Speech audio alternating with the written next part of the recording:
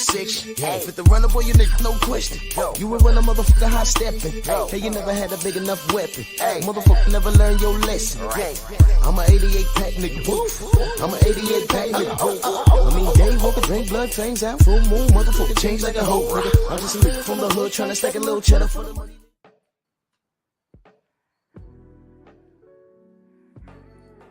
Yeah, buddy.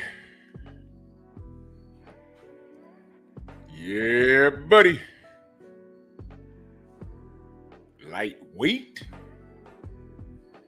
Lightweight, baby. Oh, it's time to bleed. Because Dynamite's still on the victory lap. Salute to him. Drew Titan Bronx on deck. Shout out to the mighty LDBC. You are now in the Strong House. Wait a minute, what's that? I'm coming for them belts, boy. You're gonna see the raft of the new champ. Different energy, different spirit. Coming to win. I tried to learn boxing, stick and move. Isolating the sweet science of the sport, doctrinating my style. We're going back to the raw, rugged streets. That's where I belong. I never followed no athletes growing up, no movie stars. I followed the hustlers, the Rayful Edmonds, the Jeff Paws, the Nicky Barnes, the Big Meaches, the Larry Hoovers. You understand me? They're the people that gave me the inspiration, the ones that came up from the streets to the top of the world, the empires, the bangers, the hustlers. That's what's fueling me again. Sometimes in life, no matter how far you go, always remember where you came from. Listen.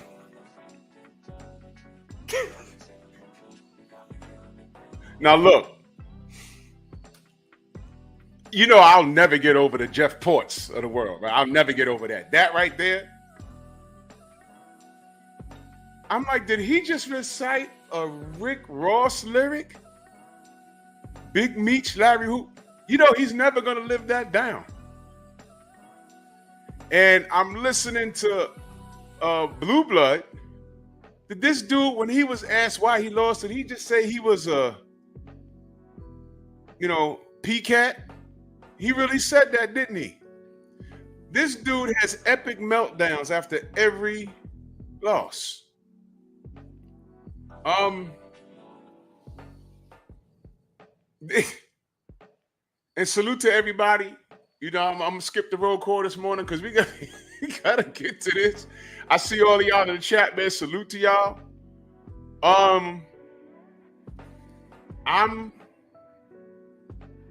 I'm not in shock. And I'm gonna grind this axe. Do you know why? How many of y'all were here in 2015? How many of y'all were here in 2016? How many of y'all were here before the pandemic? Do y'all remember the AJ fans? How many of y'all were subscribed to BFTB at the height of the Wilder and AJ fiasco is what I call it? How many of y'all were around when live streams was performed on Google Hangouts? How many of y'all were here for all of that? I remember everything. I wasn't even doing content back then. I was just listening like, what is going on here? What's wrong with it? Bro? And it's come all the way to this moment. And I know people are saying, well, it wasn't Wilder that beat him. No. But you know what I did say? One of the things I said is like, these brothers got to get it popping because anyone could lose. And here we are. I damn sure said that. I also said, if he's the A side, why ain't he simply making the fight? So you remember the games that Eddie Hearn played? And you know what we've known? Know what we come to find out about Eddie Hearn? Eddie Hearn will get you beat. Eddie Hearn will get you beat. He sure will. Chi-Town's finest, my fam, was good. Eddie Hearn got him beat. Here's where I'm going to start the show. I watched the post-fight because I'm always interested to see, how the fighters are. Daniel Dubois has been consistent in wins and in losses. He's been consistent. And so is AJ. After every loss, there's a bit of a meltdown. So he comes to the podium and he sits down. But before he comes to the podium, well, it's not even a podium, it was a table. Before he comes to go sit down, Eddie Hearn, after talking to the media for about a good maybe 5 or 6 minutes, making excuses for his guy, he says AJ's gonna come and address you guys. We're not taking any questions. Whoa! What? I'm like, wait a minute, what? So AJ sits down and he addresses nothing because no one was allowed to ask him anything. I don't recall him saying that he'll be back in the ring.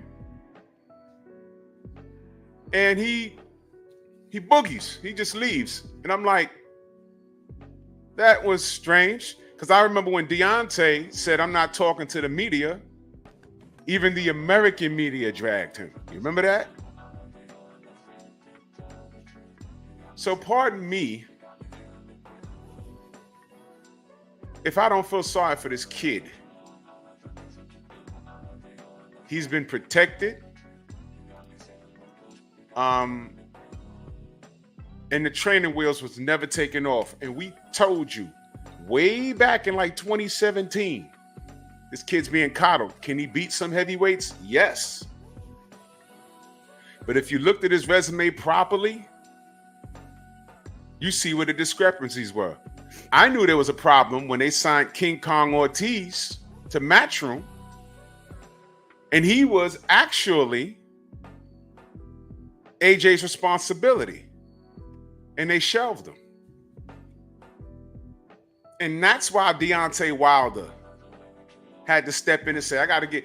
King Kong is the only person that's willing to fight me. Because AJ wouldn't do it. You see, we live in an era where these fighters have fan bases and they're good saying, my guy beats everybody. And they don't want those questions answered. They're good just imagining it. Oh, my guy's undefeated. Oh, my guy has X amount of dollars. Oh, my guy, my guy, my guy. And or see, I'm old school. Yeah, I'm supporting this fighter, but he got work to do. I want to see him clean it up. And then the moment I get the idea that you're not trying to, now I look at you strange. You got to remember, I used to support Anthony Joshua. I used to support Canelo Alvarez. I used to support Tank Davis until when? Those three names I mentioned, they all have something in common, don't they? And what am I telling you? It always catches up to them. 100%.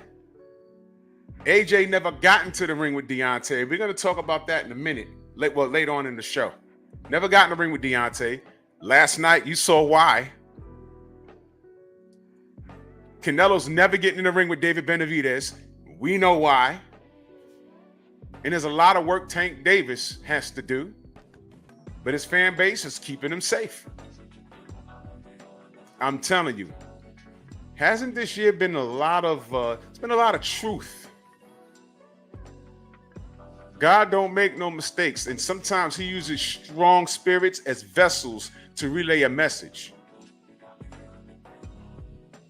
Which is why I don't know many heavyweights that can go through what Deontay Wilder has gone through. I don't know many fighters that can deal with what Devin has dealt with and still dealing with it. I don't know many. I know AJ's not one because they've paved the way for him and he still can't get right. So what I want to do, I'm going to read the super chat real quick and I'm going to give it off to Stormy because he's been cooking on this. And I'm going to tell you something else. Stormy had AJ figured out at least 5 years ago. Mike Larry in that super chat, much love and appreciation. He said, Drew, did you see the clip where Joshua torn it and stuck his tongue out before he got his snot box? Of course. You see, I don't want to say, I don't know if that's a British thing. I don't want to put that on the British. I don't want to put that on it. But Tyson Fury did the same thing to Usyk early in the fight. And what happened? Usyk ended up whooping his ass. So last night I said, Dubois dropped him. He got up. He almost twisted his own ankle.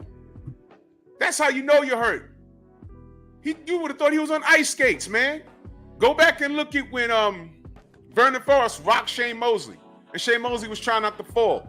He almost twisted his ankle trying to stay up. That was AJ last night. AJ was 250 pounds. You don't want to step wrong on that big body. You hurt yourself. So all of that tongue wagging, you ain't got to impress me. I know you're hurt. It's called the poker face. When you get hurt, suck it up and just keep your hands up. All of that, no. That's not cool. And we saw why. But good evening, Sensei. Your thoughts. Man. Listen. What I noticed right from the back.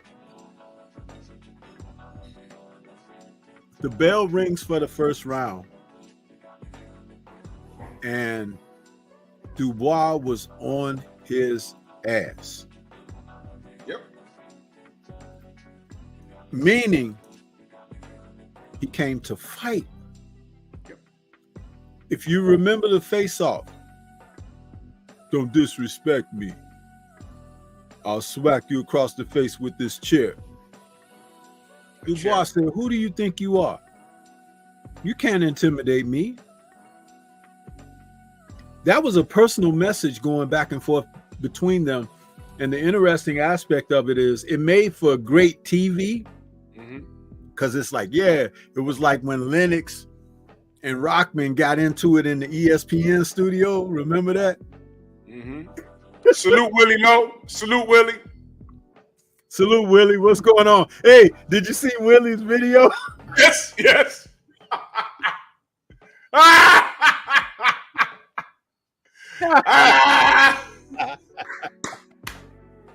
Hey. Willie sent me that immediately. I was like, oh, shit, I knew it. Listen, when Willie did that video, that inspired me for what I sent. Remember I sent that bottoms up? Did you see that? Yeah, yes. Oh my goodness. Salute to the brother Willie Lowe, man. Yeah.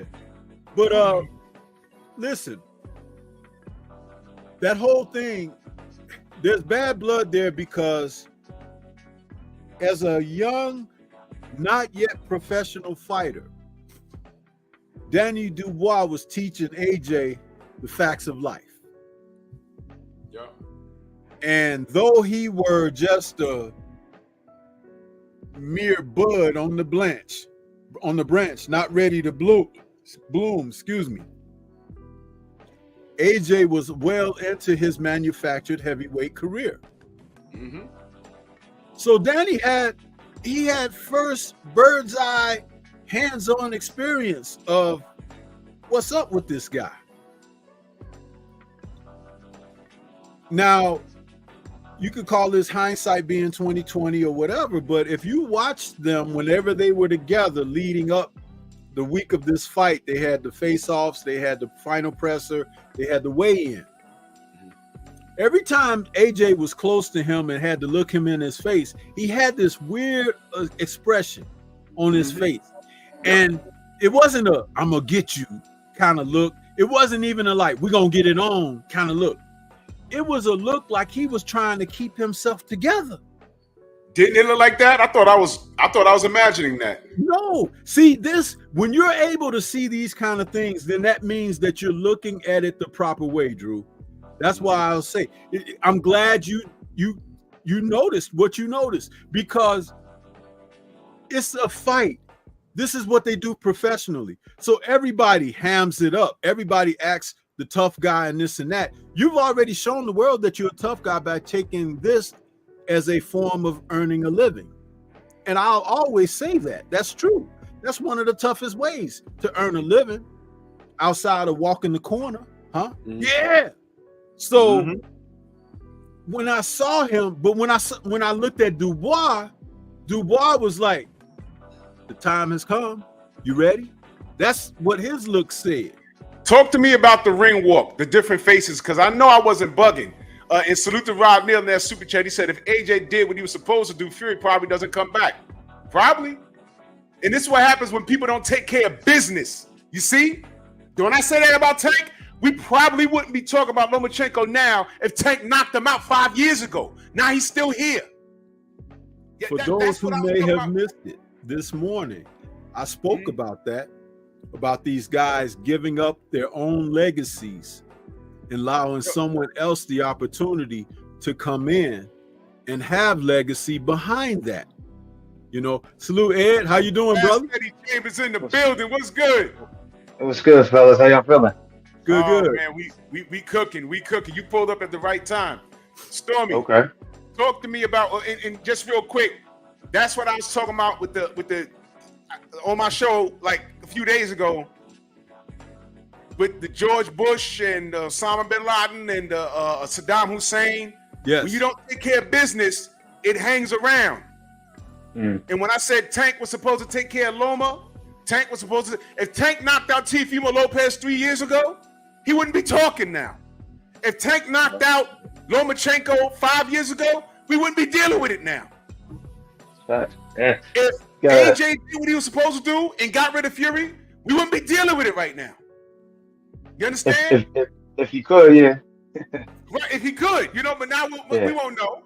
Okay, so Stormy, I watched the ring walk and they gave AJ this big old pyro. His name is in pyro. I said, this is cute. But I looked at his face.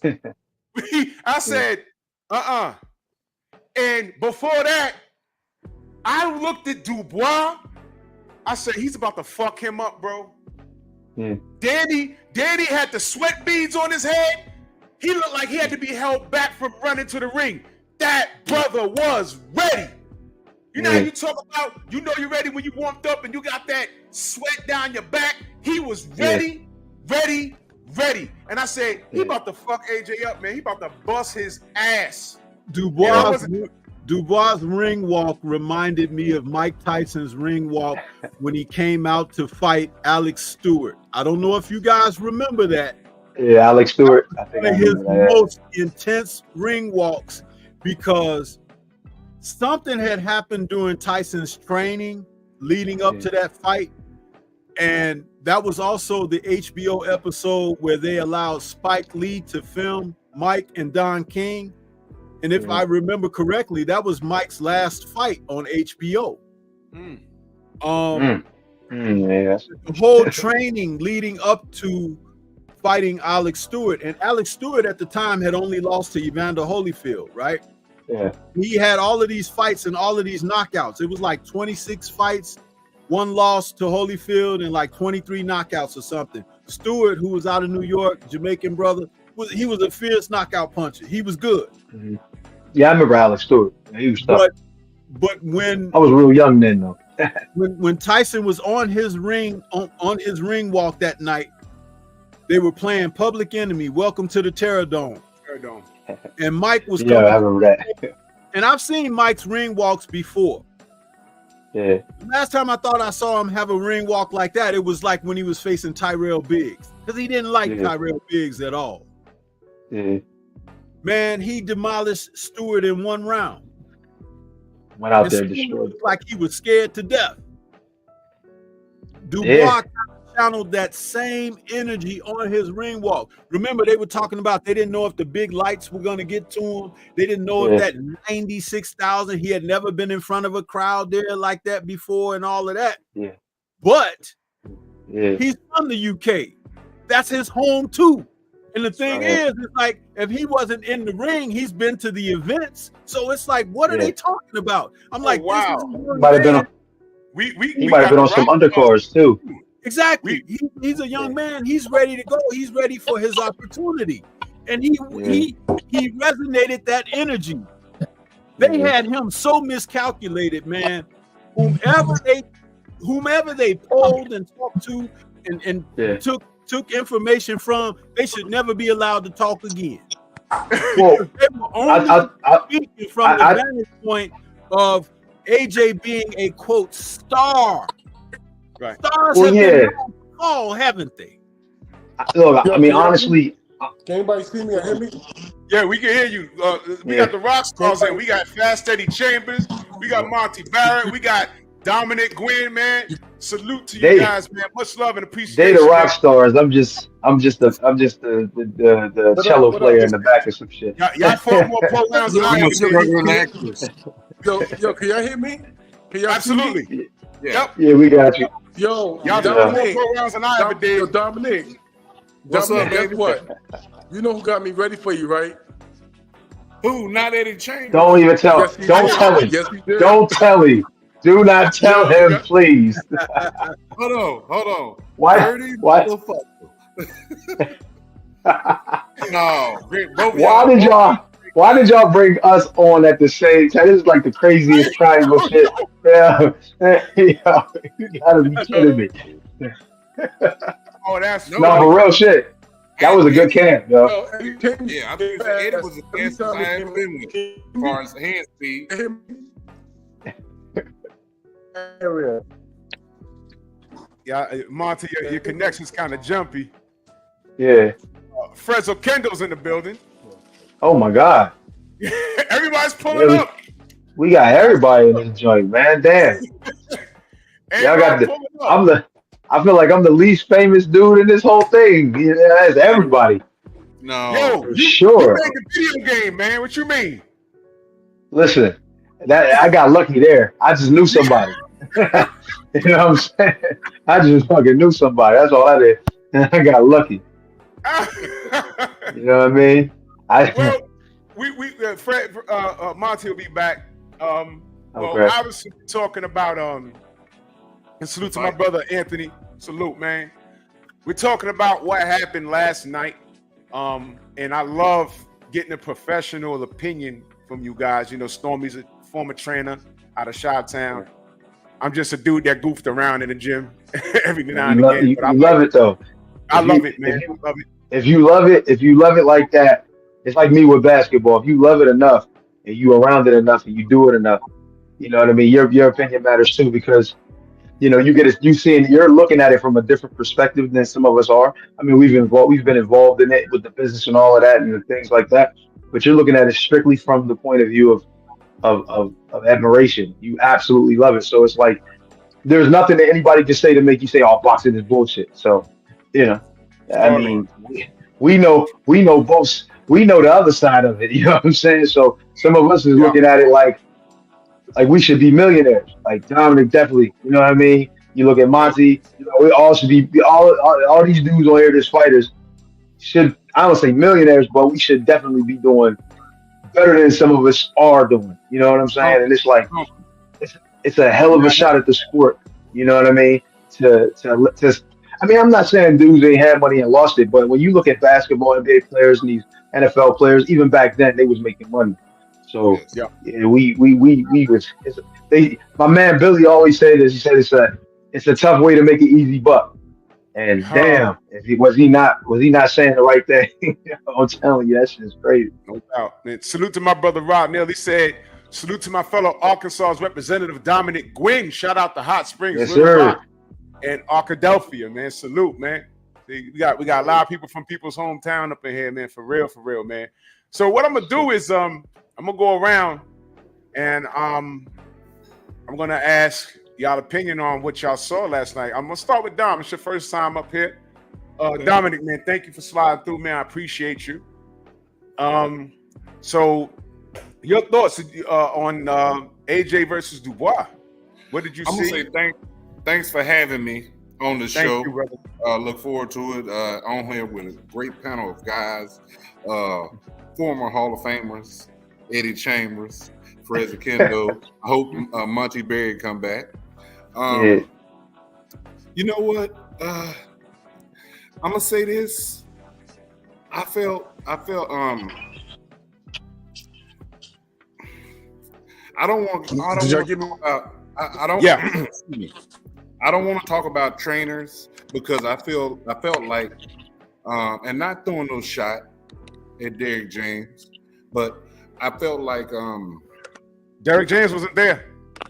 no, but I'm pretty sure he was somewhere close to it. I mean, the last few fights he's been working with him. I'm gonna jump past that. I think he's done. I thought he was done before the fight. Ooh, Hold on 1 second though, there, Dominic. We have to correct you. What's that? He fired Derek James past 3 fights ago, bro. He just never said it. Yeah. Oh. Ben Davison has been working with Joshua for his last 3 fights. Oh, I didn't know Ben Davison. No, I did. Derek James worked with him against Jermaine Franklin Jr., and that was it. That was it. It's one fight. Then he's fought Elanius. He fought Otto Wallin, and then he fought Ngannou. Francis Ngannou. Ngannou, yeah. And now last night, Dubois. So Ben Davison been with him for 4 fights. 4 fights. Right, and he never said it, which shows more about his character, because he came over here and he stole game from Derek James, brought his gym down, brought bad juju to that man's gym, because everything has toppled since Joshua and Ryan Garcia arrived on the scene, which is a total different conversation.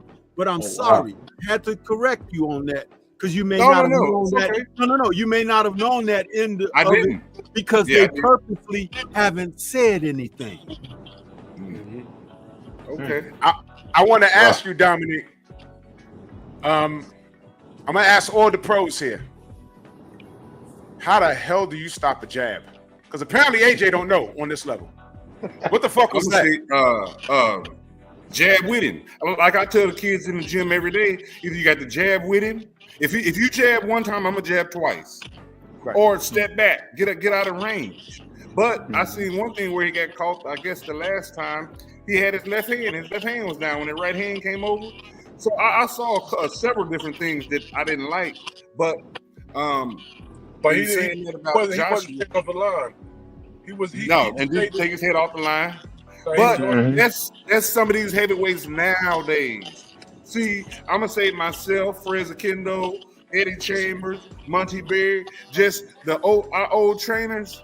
Oh, you had top of the line trainers and trainers that was there wasn't trying to make an extra buck. They just wanted to make sure a kid made it out the neighborhood. And these trainers nowadays, it's all about money to me. It is. That might be accurate right there. That might be real accurate. Yeah. Well, fellas, I just moved yesterday, so I got a lot going on. I'm up here trying to open up a gym and a community center in South Carolina. And you made it when you move in the street I live on is called Black Tom Road. Wow. I said Black Tom. You live on Black Tom Road. You gotta stop. I live on Black Tom Road, Welcome home.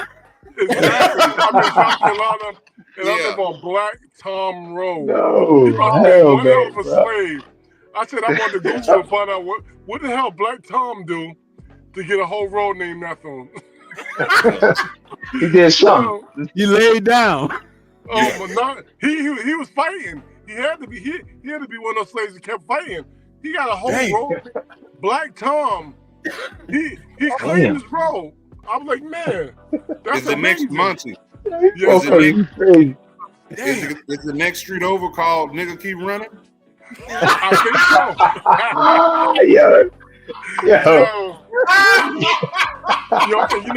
I'm in like next to Charleston in Somerville, and everybody know about Black Tom Road. They say, "Oh, you live in Moose Corner?" I said, "Yeah, Black Tom Road. Oh yeah, I know Black Tom Road." Everybody know that goddamn street. Now I do. I'm gonna ask about it. I'm googling today when I get off the phone with you and see what the hell's going on. But where I am, I don't got no service. I don't got Wi-Fi yet. I didn't get cable yet, so that's why I had to come out the car and drive. But Eddie, thank you. Eddie and his father, we did 3 or 4 training camps, right? Yes, we did. To bust my ass all the time when he busted my butt, he got me. I used to get mad at his little fast ass. I said, I'm gonna tell you, he came in the gym every day seeking to destroy me and everybody else that was in that motherfucker. And that's what made, and that was honestly, he was the first like OG that I had like in like as far as the pro fighters in camp because we like me and my brother we were real young Yeah. and we came up there. That was the first camp we was in. That was the very first camp, and we went to like you said about 3 or 4 of them. We met. I remember I sparred Lawrence Claybay, a couple other dudes. There was a bunch of there was some talent up there, bro. And I was like up there nervous, looking around like, damn, all these dudes, and I'm here. I gotta do something. And you know how my pop is, so. Yo, Eddie, one thing I did, and a lot of fighters don't do that no more. I had 2 undefeated fighters in my camp all the time who didn't give a F about who I was. Right? Yes. Malik Scott and Eddie Chambers. Those 2 guys, Facts. I kept them around me. They didn't care who I was, and they like, yo, but that pushed me to go to the next level. You know what I'm saying? It's either gonna push you or break you, but it will bring out the best in you. Yep. You know I'm gonna tell you that camp right there really let me know that I can actually compete at a high level. Because before that, like I was sparring the local guys, and the local guys in Philly, you already know them motherfuckers is world level dudes, but they were contenders, but they wasn't that kind of contender. So then I went away. We was staying up in the Catskills. It was like, yo, this is real. You know what I'm saying? Mike Tyson and them dudes was up here back in the day and all this and that. So Eddie, When I saw you fighting Sam Peter, this was me watching the whole time. I was like, because I said, damn, at any time, if this dude connect, he couldn't touch me the whole night. I was like, oh, he didn't touch you. I was this motherfucker was like, please move, just move. Hey, look, I'm gonna tell you like this, and Dominic, understand this. With a dude like that, you can't let them set their feet for too long. So what I was doing, and I didn't even know I was doing it at the time. You know, at the time you just fighting and you just doing whatever you're doing to survive to a degree. I mean, don't get me wrong, you know what you're doing, but I understood that I didn't need to run. All I need to do is keep him turning, keep his feet lifting. That way he looking for me. That way he could never find me. You understand what I'm saying? If that makes sense. So I kept him turning. And if you watch the fight, I didn't have to throw much more than a jab to keep him like, you know, off balance. Never really able to judge. He even tried some counters. You know, in L, he's not slow, but he's just really weird footed. Like he didn't have good footwork at all. So I took advantage of him in that way. But if I would have stood there in front of him like James did, slugging it out with him. Dominique, what I want to tell you, Eddie, a lot of people didn't know this, right? But when I turned pro, right? Shelly Finkel and Dubois sponsored me. They was giving me like 4 stacks a month, right? Yeah. And every time that's nice back then. They was giving me 5. They was giving me 5,000. They was giving me 5,000 for training camp, whatever. Yeah. But when I finished, I didn't make it to the Olympic team. They said, hey, Shelly, he invited me to his office. Monty, you're a good fighter, but you don't got what it takes. He said, you seem like you got your life together, and I don't think you got that hunger in you. So every fighter that I fought, who was represented by Shelly Finkel, I had a chip on my shoulder. Right? Yeah. I wasn't fighting Dominique. Me and Dominique was cool because we sparred in Jersey. And me and him was cool. Right, Red Brick, right. So Red Brick was like the best sparring for every heavyweight. They had 10 top 10. We had around 7 to 10 top 15 heavyweights. Hey, Monty. I'm glad my dad didn't hear about that shit back then because he would have had us up there for sure. Yo, D, tell him, right? D, we had round robin. It was so many heavyweights in one place. It was crazy. And so it wasn't personal. It was like for me, it was like I had a vendetta against Shelly. That's why when I fought David Tua, it was like I was thinking about Shelly because I met David Tua in training camp with Pernell Whitaker, Evander Holyfield, myself. It was all of us. Me and Zab was in training camp West Palm Beach for like 2 months. Yeah. You know what I'm saying? That's cool. But so when I fought David Tua, I was thinking more so like for Shelly Finkel, like, you know, because he's like, I don't think you got what it takes. I was like, wow. Damn. You know, that light a fire under your ass. You remember that shit. It crushed me too, though. It crushed me first, and then it built me. You know what I'm saying? Yeah. But, you know, I'm 26 years old. I just turned pro, and he told me, yo, I don't think you got what it takes to be a fighter. That's a lot for a young man in the street, you know what I'm saying, trying to feed his family and see what's next for him. Right. I feel like in that situation, if it happened to a lesser man, then yeah, it would have broke him. But a guy like yourself, obviously, it just motivated you and say, man, fuck that, I'm gonna do what I got to do. And every time I see this dude, I'm gonna try to make an example of him. Not necessarily the guys in front of me. They ain't got nothing against them. I gotta do what I gotta do to take myself to the next level. And I'm gonna use them. I'm gonna use them as the, as a stepping stone for it. And to make him feel bad on the outside of the ring because he's powerless. That's kind of like when I fought that Alexander Dimitrenko, right? I was over in Germany, and we was at, the weigh-ins, the press conferences, everybody looking at me because I'm a small guy, pause, but I'm a smaller guy. I'm not, I'm 6'1", about 210 pounds at the time, soaking wet, maybe even less.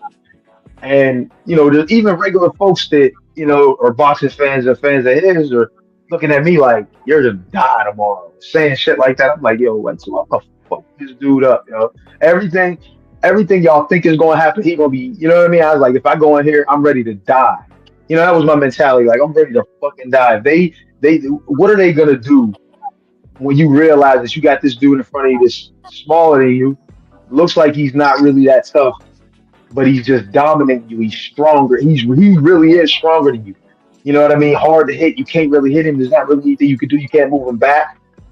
You know what I mean? You just need to concede. But credit to him, he didn't sit on the bench and quit. But it was just like, damn, what could I do?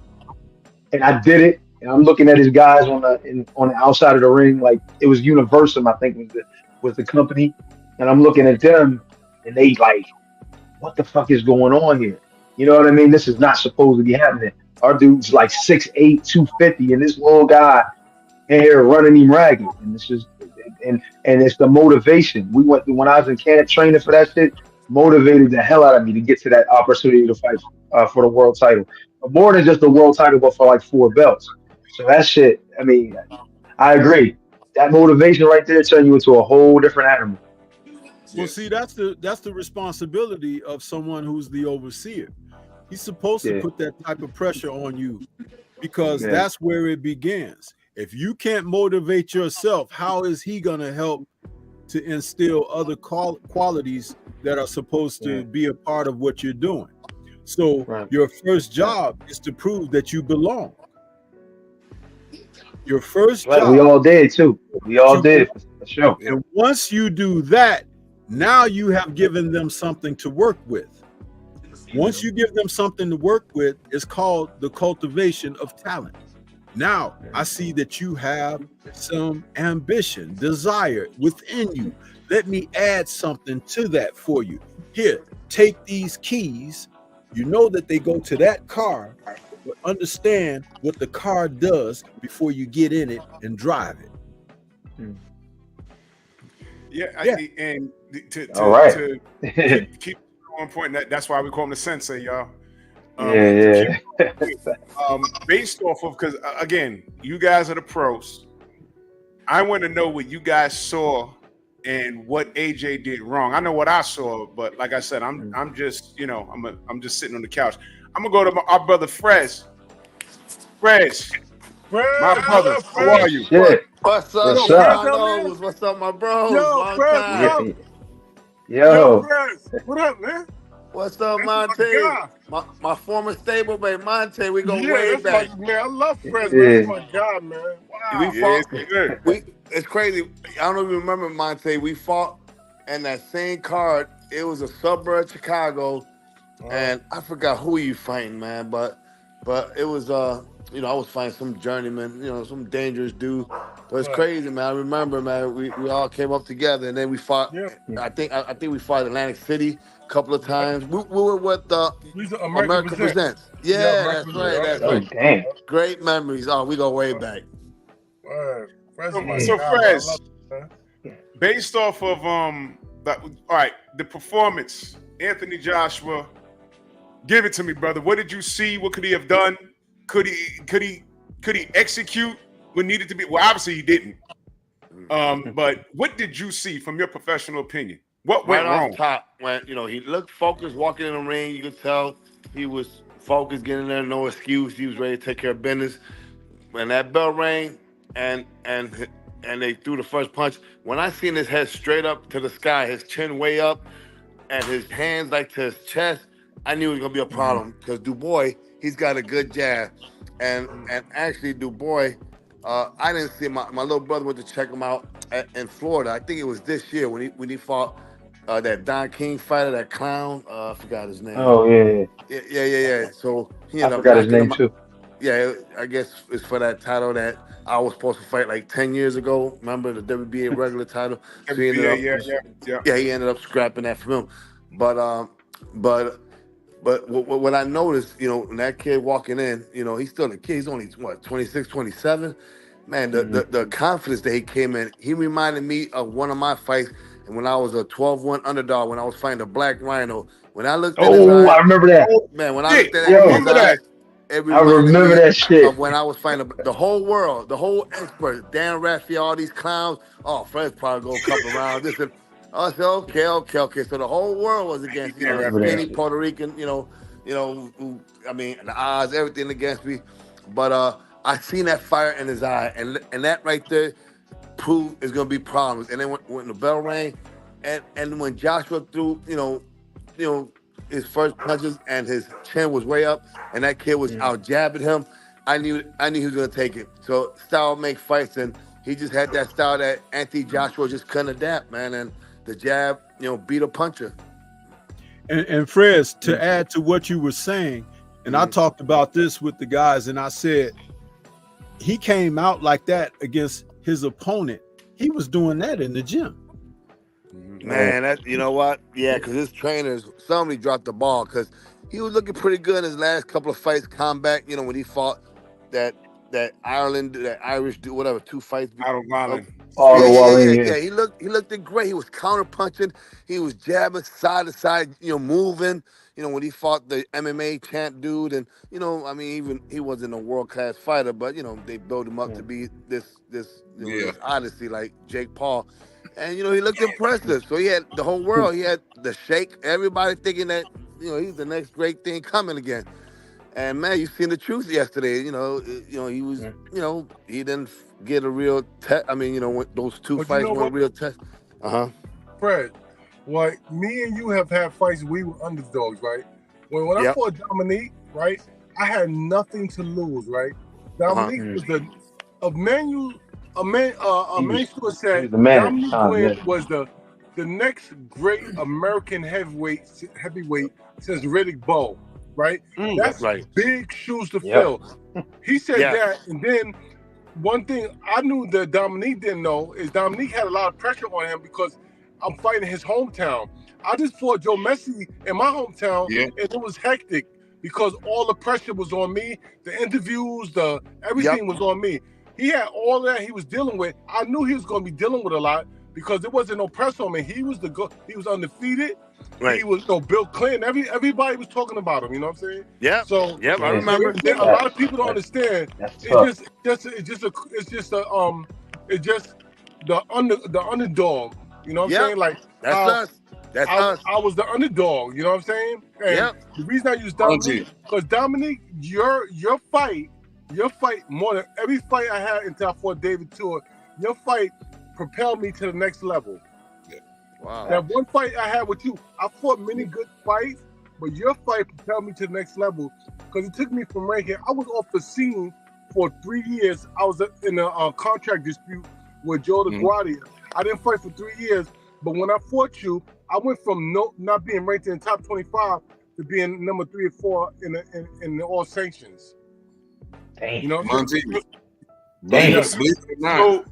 So do you think and salute to my brother I Am Legend Boxing, he says great panel, salute to you, good brother, that's my fam right there. Who was just talking? Somebody said Monty what? Oh, that was me, Monty. I was telling you I was arguing with Shelly Finkel in main events over money. What? Yes. Well, what else is new? A week before the fight. All the same. A week before the fight, we were arguing about some money, and that's what messed me up. Dominic, everybody, all of us do. You know why? Because all the promoters, once you realize that the promoters it's not nothing personal on you, It's just the way they do business, right? Don King took money from me. Joe Dubois took money from me. Lou DeBell took money from me. It don't make them a bad guy. It's just the way this business is ran. They do. The business. And that's what they do. They take money from the fighters, and that's it. And once you learn that, like, I still got a relationship with Lou DeBell, Don King, and Joe Dubois. Because I understand that it's nothing personal. It's business. Yeah. You know, but when you're in the midst of the fire, right, and you're in the lion's den, that shit hurt. Yeah. You're like, yo, why are you doing this to me, man? You know what I'm going through. You know how hard it took me to get here. And you know, like, you got all the money in the world. Why are you taking my little money? Right?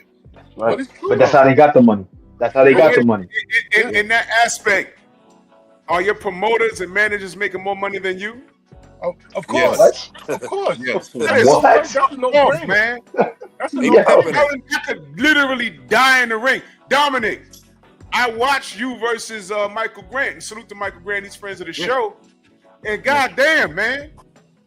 You mean to tell me that in that situation, there's a possibility that y'all, the people promoting y'all, made more money than y'all that night? And y'all trying to guarantee. Guarantee they made more money. Hey, how about this? I remember that Duncan Dakawari fight. And they needed to pay that man more money after that shit. You know what I'm saying? But I'm pretty sure they didn't. He took that beat. He looked like a killer too. Don, you know what Don King told me? He said, I'm bigger than every fighter here, and I'm bigger than every event. I'm Don King. Yeah. See? And you got to tell you all the, that's all. Tell you all you need to hear right there. Right. And he tell me, he like, yo, but I had respect for him. You know why? Because he told me he was a crook. He told me he was going to treat me like shit. And he bought my contract. He had the confidence to do that. You know, but he paid $250,000 for my contract against Lou DeBella. I didn't get nothing out of it. You know what I'm saying? Wow. But you know, Monte, Don King bought the contract, so I wish you all the best. That's all I got. You know what I'm saying? But he gave who made more money last night, Eddie Hearn or Anthony Joshua? I'm pretty sure Joshua. No. Oh, you mean Eddie Hearn? Eddie Hearn. Of course, Eddie Hearn. I thought you were talking about. Eddie Hearn like a motherfucker. But you know what? But you know what? He got Joshua money that Joshua would never have gotten other places. So, you know, of all the fighters on that card, but Eddie Hearn though, nah. They having fights in his backyard. Come all on, bro. Crooks, though. But you know, it's not one lesser than the other. They all crooks. We can't do nothing about it. We gotta just we gotta say you know, some of your best crooks will bring you the most money. Yeah, you gotta get in the car with them. Some of your crooks will bring some of the best crooks in your life will bring you the most money. I want to ask you, brother, since we got you all on here, what do you think about Hearn shielding him in the post-fight press conference for not answering any questions when he has had mental breakdowns through his other losses? And I don't think it's any excuse because that has happened. I think every man needs to stand up and be accountable. But what do you guys think about that? That he was not allowed to answer any questions in the post-fight press conference? I think it was wrong. Yeah. I think, you know, when I fought Vladimir and I got knocked out for the first time, that's the first time I've ever been down or out. I had to sit there in front of and they asked me, did I want to do it? You know, I'm like, fuck it, man, I'm going out there. I face the music. It is what it is. I was walking down the steps and my memory kicked back in. That's how crazy it was. But then when they came in the locker room and said, hey, you want to do the post-fight joint? I was like, yo, let's go. You know what I mean? You got to be a man all the way through, win or lose. And, you know, if you don't, then I think it's just as bad as the loss. Because now you're going to be looked at like that. You didn't even give your final thoughts of what happened in the situation, like what you could have done better. You know, what you actually, you know, even defend yourself from some critics or whatever. Like, at least give your side. And it's unfortunate, man. I don't give a fuck. I'd have done it. That's a part of the game, though. The wins, the losses, it's all a part of the game. It's about your growth. Yeah. In regards to what you guys are saying, as far as the guys that handle your career and move you in certain directions, making more money than you, which I believe is totally unfair. What are your thoughts about the fighters promoting themselves nowadays? You've seen the Floyd Mayweather, you see Devin Haney, guys that are doing it their way, and they've been very successful at it. But that's great for them. For me, I look at like this. They got the platform to do it. If I had the platform to do it, I'd do it if it was my generation. Like Save me and money. Dominique, the money that I made fighting Dominique, if I fight Dominique now, I'll be making quadruple that, and he would be doing the same thing. I say that every day. And then Bruh, on top of this that, money is if you crazy. notice, every Yeah, 10 years, I notice about boxing and all sports, the money goes up and the talent goes down. Yep. Right? Ain't that crazy? That's crazy. 60s, 70s, 80s, 90s, 2000, 10, 20. Every 10 years, the money goes up, it's a franchise. You know what I'm saying? A boxing guy's a franchise. That way. Did y'all know Anthony Joshua signed a lifetime contract with Eddie Hearn? Wow. No. I don't know what that is. I don't know the Trick. You know anything about that? I don't know what I heard about that. Yeah, I heard about he signed a lifetime deal with him. I heard about that. What is that? What does that mean? Because I don't know. No other promoter. That's what I would think. No other promoter will promote him. But listen, like let me tell you, when I signed with American Presents, right? American Presents, they had to give me when a fighter loses, the promoter could be like, "Yo, you out of here." Yeah. American Presents had to give me $250,000 to give me the leave me for me to break the contract. They wanted to break my contract, and every time I fought, they had to give me whenever I won with a knockout whenever I won. I don't know if it was one with knockout. I can't remember, but whenever I won with a knockout, I think they gave me $10,000 every fight. And then when they got rid of when I fought Lance Whitaker. I won the fight. Lance Whitaker was an in-house fighter. He was signed. He was managed, promoted, and trained by the brothers, all three of them. Yep. So when the fight was closed, I just signed the Rockaware with Jay-Z's company, Rock Nation. I just signed them. And they was all at the fight and everything. But what happened was, as soon as that happened, and American Presents came like, "Oh, we don't want to do it with you no more," they had to give me $250,000 because I had a good contract with Joe DeGuardia. Joe DeGuardia, the promoter, Star Boxing, he was a great attorney. He was a DA, and in the Bronx borough. So he knew all about contracts. So my contract was so strong that when they did get rid of me, they had to pay me a lot of bread. Oh, that's nice. I wish I would have had that shit. Yeah, man. It was even though I lost the fight and I knew I wasn't gonna get the money up from the next fight, but not having $200,000 for not throwing a punch was better than nothing. That's a fact. What's up with Lance Goofy Whitaker, man? Where he been at, man? What he up to? Y'all know? He in Cali. He in Cali? He good? He all right? Yeah, he doing good. He looked like he about 350 pounds. I mean, he's he got the height for it. He like 6'8", 6'9", right? He a big guy. Yeah, a good dude. Yeah, Dominic, you was a part of that resurgence because we was looking for the next big American heavyweight, and you was a part of that group. It was you, it was Jamil McCline, it was Lance Whitaker, and Joe Messi, DeVere. Yeah, Joe Messi. Calvin Rock, Chris Rock. Monty fucked up two of the guys on the list, myself and Joe Messi. And Yo, Jamel McClain was my guy. Yo, I boxed up with 300 rounds with Jamel McClain because we had the same trainer, Jimmy Glenn. And Jamel McClain was a hell of a fighter, but he didn't have no confidence within himself. He was better than his confidence, but he always doubted himself. And he asked me after every sparring session, "Bro, how you think I did?" I said, "You did fucked up." That's how you did. Yo, I always want to keep his confidence low. Because he had a confidence thing about how he sparred. And he was good, but he didn't have the confidence from within. He had a lot of I'd have been the dumbass and told him how good he did, and he'd have came into the next day and fucked me up even more. I fucked you up today, bro. I said, yo, man, I don't even know why you even going to box again. I used to just mess with him, just something to be in his head, Yo. It was some gooses. He's a troll back then. That's fucked up. Stormy and Titan. I was going to tell y'all, this is my first time. Mark Breland had me in Brooklyn. We was going to Gleason's boxing gym. And then they told us, they said, no, all the heavyweights were at Red Brick Boxing Gym in Newark, New Jersey. The first day I went over there, Maurice Harris, Shannon Oh Briggs, God. Oh my God. Farouk, Ice Michael The Cold. fruit saline? Ice Michael Fruit Cold. Grant, saline? yep, Yeah, Farouk, Bruce Lee, Ice Cold. Michael Grant, Oh my yep, God. Al Cole, Monty Berry, Oh, Joe. I got Joe now. He was younger. Yeah, it was another kid. The kid Joe. So it was amazing to me because I'm like, whoa. And it was a round robin. Like he said, it was a round robin.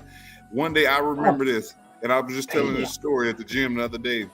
I got in my first time ever sparring Maurice Harris, but I oh seen my him. God. Hold on. So Eddie, I had a good day. First time sparring him, so I guess he couldn't figure me out. I'm talking about the next day he came in. Oh, beat the shit out of him. Oh, shoot. Yo, I'm so fortunate that I never had to work with that motherfucker, yo. I am so fortunate. I heard so many stories, and my dumb ass, I would love to try. And then it would have been just like, yo, wow.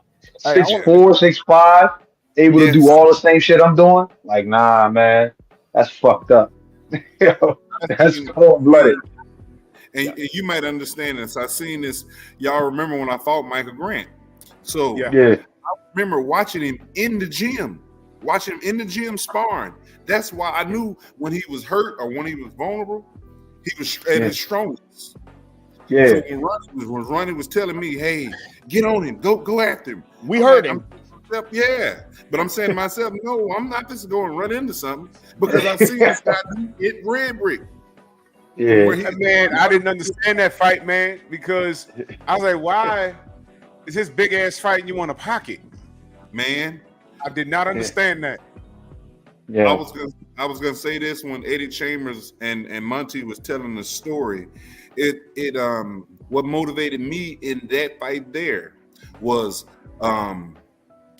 Teddy Atlas going on ESPN the night before the fight. He did it several times. He did it the night before the fight on ESPN, but he did it when we first took the fight, and he was sitting there saying that I was young. When the lights come on, I wouldn't be ready, and I'm like, I want to fight. So it didn't matter to me. I just want to fight at the time before they started taking stuff from me, and then I lost the will or the I'm gonna say not the urge to want to fight. Yeah. That's what I'm saying. Talk to me about the James Toney fight. When you fought James Toney. James different, bro. The truth. Yeah. You want to give it to me? Give it to me. So, my strength and conditioning brought Kevin. I'm trying to think. It's Kevin Johnson. Kevin Johnson. Kevin Johnson. Little short Kevin Johnson. Brought him in. No. Yeah. The last week of sparring, he ended up separating my rib 2 weeks before the fight. So, and then this fight was the most money I was gonna ever make. Yeah. So I went. They were putting hot towels and stuff on it just because, like I said, I wasn't pulling out the fight because I knew if I'd have pulled out the fight, they was gonna give it to somebody else. So I went in the fight, but I was trying to stay close. I used the jab the first like 2 rounds, 3 rounds, and he touched me. He wasn't a big puncher. He touched me right on that rib, and I couldn't move, so I had to stay there. And but I'm gonna be honest with you, there was a fight there that I felt like in the James Toney fight and the Eddie Chambers fight, I felt like I wouldn't have won the fight anyway. I thought they were faster, slicker, more craftier, and I know it was just. I'm gonna be honest. It didn't feel like that when we was fighting. You was trying. You was in there trying to fight. Yeah, I was trying. He was in there trying to hit me, bro. And then we had like the little thing at the last round talking shit back and forth. I like that shit. That was actually kind of fun. But I'm saying the fight was great. Yeah, and, it was a good fight. But it wasn't like you was just in there just to, you know what I mean, get a check. It wasn't like that. It didn't feel like that. I could tell. Yeah, I could tell it wasn't that. But I see what you mean. You was thinking it's going to be hard in a boxing match. You know what I'm saying? And I wasn't busy at the time. It's amazing what I learned decades later, because looking back, I remember watching that fight, and I said, I don't know about this for James, man, because he wasn't a natural heavyweight unless he wasn't training over here. You know, so I said, I don't know about this one. You know, Gwen's a young gun. He's coming up. I in my mind, I thought I could beat him, but I know this slick James Toney. I know it's on a Dan Goosen's card, just to really use my name, probably for him to move to the next level in fighting or get a bigger fight. So, which eventually happened. Opportunity, yeah. It eventually happened because last week we had John Ruiz here with us. He eventually had that fight. He had that John Ruiz fight. But then he got caught on the PEDs back then, and then all that shit went away. Yep. That's crazy. Yep. And was it like some turkey or some steak that he ate or some shit like that? What was it? I'm gonna tell you what he said. It was Burger King. You know, he like Burger King. It must have been because he ain't look like he took no damn steroids for that fight. He had a gut bigger than she looked worse than me. I'm gonna tell you something. He said that he had a shoulder injury. He took something for the shoulder, but there's a couple of fights where he kind of looked like a football player, a stocky football player. Rydell Booker. He looked like the Michelin Man. And the difference was only because James was busy. The difference was like 3 months. I'm like, yo, what the fuck? I was like, I don't know, but you know, whatever. You know, I'm not doing the drug testing. And then after he beat Johnny, a couple of weeks later, so he popped, and I said, oh, okay. You know, I mean, look, I don't like that sport, bro. I really don't, man. Yeah, you don't need it.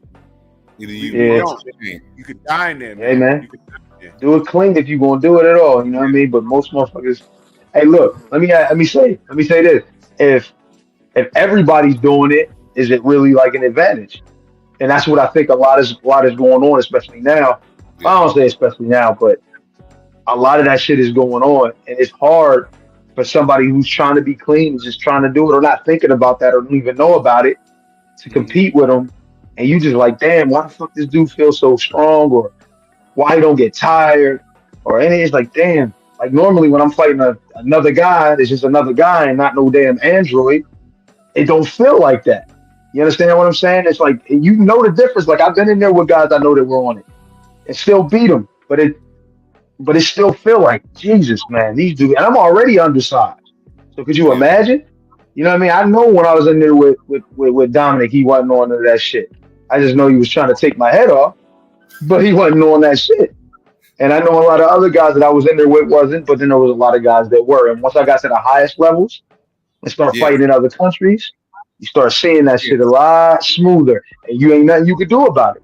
Nope. It's crazy, man. You gotta watch out for, you know, you getting poisoned. You can't eat everything out there. You can't drink everything out there. They be taking patterns out of gloves. My chat knows what the fuck I'm talking about. There's some cheaters, bro. I never was comfortable with American fighters going to anywhere in the UK, Germany, anywhere. I don't like it. I was over there for a year with my guys with the Team Fury, and I'm sure that shit was going on. I'm sure a lot of it was going on. But thank goodness I was in the camp. I didn't see a lot of, you know, because I went in them other gyms. I went with a lot of them other guys. I was just with them, and we would bring sparring in. And you know what I'm saying? Sometimes we'd go other places, but we rarely did it. And I know a lot of that shit was going down. You know, and it's crazy because even over here, bro, like you got to think. I've sparred like here in Philly. Philly is crazy. Dudes try to get a name off you in there. It's not even about like you the best fighter. They talking about y'all about to be the best in the city in the gyms. Like, who gives a fuck about that? But they do. Yeah. Man, dude get a reputation in the gym, like knocking dudes out in the gym or hurting dudes in the gym. Man, when I came up here for Pittsburgh, shit, it was different. Ain't no money in ruining a prospect in the gym. Ain't no money in that. That's just stupid. Exactly. Exactly. That's our brother Nicholas Asbury. He's the one that caught Tyson Fury with taking the pattern out the gloves during camp. Yeah, he's busting him up one day. The next day he came back. He's tapping his ribs up like, what the fuck's going on? He went and videoed. He said, "Yo, this dude took the pattern out the damn gloves." And then he said he turned the glove upside down. The goddamn egg weight fell out. I was like, "Yo, man, this is what these dudes do." And they never called him a liar. They never threatened to sue him for defamation. That's how you know he's telling the truth. It's messed up, man. And this is what we. I mean, this sport is dangerous as it is, man. Yeah. And this is why, one of the reasons why I do what I do on this show, man. I don't like cheaters, bro. I don't like them. Yeah. You could literally die in that damn ring. Yeah. So imagine getting hit with a glove. You guys are killers, man. Imagine punching someone in the face. Ain't no padding in the damn gloves. How about this? Any of these dudes on this panel, including, and I'm talking about any of these dudes on this panel, hit a regular dude on the chin in the street. Listen, he can kill him. Ross Foreman is like 70 years old. I don't want him hitting me clean right now. No. Facts. Get out of here. But they ain't got to be, man, it could be Paulie Malignaggi. He hits you on the damn chin in the street. You know what I'm saying? You going. You don't want to get hit with a closed fist. So imagine no pattern in the gloves and you getting tapped up. You look, well, my eye feel like this. This dude's tagging you and you know he don't do that. Yeah. Crazy stuff, Listen, man. It's a hell of a sport. I'm never comfortable with any of you guys going across seas because I know what they do over there. Yeah. I know what they do. They look out. He's blind in one eye. What's his name? Trick, what's his name? He's blind in one eye because of fucking Robert Helenius. Layman Brewster. What? I didn't know Layman was fucked up in one eye. Yeah. Yeah. Wow. Because Helenius did some shit to his gloves. Wow, they tripping with that shit, bro. You know what I'm saying? Hey, look, this is the crazy part. You go anywhere in the world, they look out for their guys. They put their guys at the advantage. Them motherfuckers come over here, and because of the story and them being from somewhere else, and it's just a different thing with America, man, they get looked after. I fought Tomas in the Prudential Center, tore my bicep, should have beat him with one hand. He whitewashes me on the cards. It's like, bruh, like this is my home country, not his. Supposed to get the nod in that fight, man. I remember I first round, but when you threw the punch, you looked down at your arm. Yeah. I said, shit, but you was never in trouble in that fight. He couldn't touch you. Yeah. And instead of them saying, yo, look at the heart of Eddie Chambers, and no, they gave it to him. They don't care about that. Yeah. Man, oh man, I was so mad. But I'll tell you why. And this is because America is a melting pot, right? Anywhere, like I said, in the world, in these other countries, these other countries in any part of the world are concentrated with their people, and their people are the focus. Listen, black folks here in America we're their people, but we're still not treated as such in total. You understand what I'm saying? So if they get somebody from Poland who can put more asses in the seats, they don't give a shit about me. It's too common a great black athlete. If you think about it, It's too common. Look how many great black athletes we can name off a list of them that go down the street. You understand what I'm saying? So when they hear of a guy named Tomas, I thought, who this guy? He from Poland. Oh shit. Yeah, he's different. They got a Polish community up near the Prudential Center. Oh, he gonna sell that shit out. Let's put him on Front Street. And that's what they do. Yep. That's what they do. They gravitate to that, not to who's here. They don't try to make me a star or Dominic a star or Monty a star necessarily, because it's too common. It's too easy to see. You can see it on every corner. You know what I'm saying? But they see that. Whenever a black fighter fights someone from another country, name one time that they said this black person is the American fighter, as opposed to the foreign fighter where they say this guy has a country behind him. It's like, what the fuck? We don't have a country. Some of y'all was in the Olympics and shit. Some of y'all got gold medals. Fought for our country, right? They never say it. Hey, listen. It's like we could be. I don't want to be my dad, but damn, you know what I'm saying? I don't want to be with my dad. I don't want to talk like my dad used to talk, but you know what I mean? This is what we see. It's all game. It's like we could be black American, but it's like, yo, we gotta hope our grandparents was like from Jamaica. We gotta wave another flag or some shit. by way of Jamaica, by way of Accra, Ghana, somewhere. We can't just be Black American. Hey, I think They didn't treat Andre Ward and Floyd Mayweather any different. And those are two different men. But they treat it the same. It's all bullshit, man. How about this one? What if Frez and Andrew Galata had fought in Chicago? Who you think would have won that fight? If it goes to the court. No, they didn't give it to Galata, all them Polish people. Wait, he said Frez. He said Frez. Fuck that. I'm winning that shit. But you talking about if it goes to the cards? Yeah, Galata, all them Polish people. Oh man, shit, it'd be a long way to the door, man. Hey, Frez, listen. You would have had to kill him to get a draw. You gonna make it to the door. Yeah, you gonna make it be a long way to the door. He ain't making it to the door. Hey, Frez, you couldn't beat Galata in New York because there's a huge Polish community. Yes, in Brooklyn. Facts. Huge. Man. Yep. At the Prudential Center. They drank the place out of beer, bro. There's no way I can compete with that. They making that kind of money? Hell no. Like, who the hell is Eddie Chambers, man? Put that motherfucker to the back of the bus. Nobody cares about him. You know, they drinking beer up here, baby. Get him out of there. Ain't he black? I'm telling you. Look, I ain't trying to make it a race thing, right? A race war or whatever. I think the unification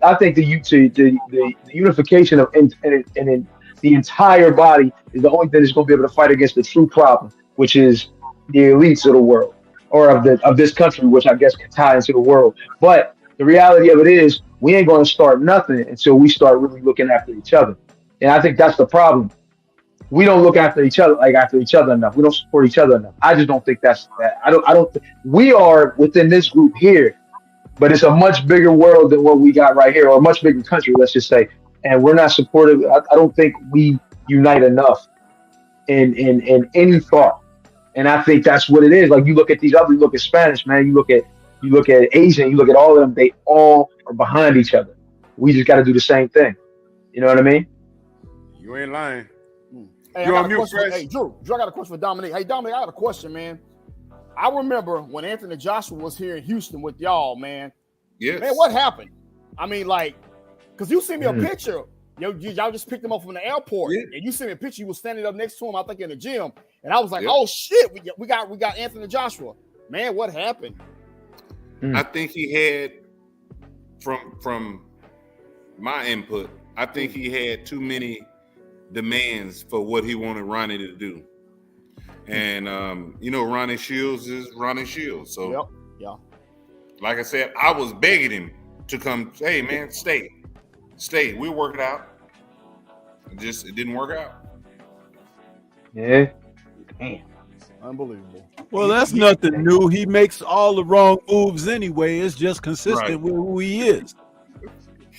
That part. You change trainers that much, man. It's a red flag as it is, man. If you change, you can't get along with anybody, bro. Like, I'm not saying that you shouldn't change trainers if it's not working out for you, but it's like a woman, leaving a man and go marry another one and hopping on. You know what I mean? That shit is just like, you gotta stick it out with the person. Accountability. Accountability. Huh? Let me help you out there, Eddie. I know the word accountability has 2 letters in it that you should focus on. I and you. Yeah. Someone needs to teach Joshua that, and others who are like him, because in this era of boxing, there's plenty of these guys. Plenty. Change it like they change their drawers, man. It's crazy. It's like they walk around and they don't have mirrors in their homes.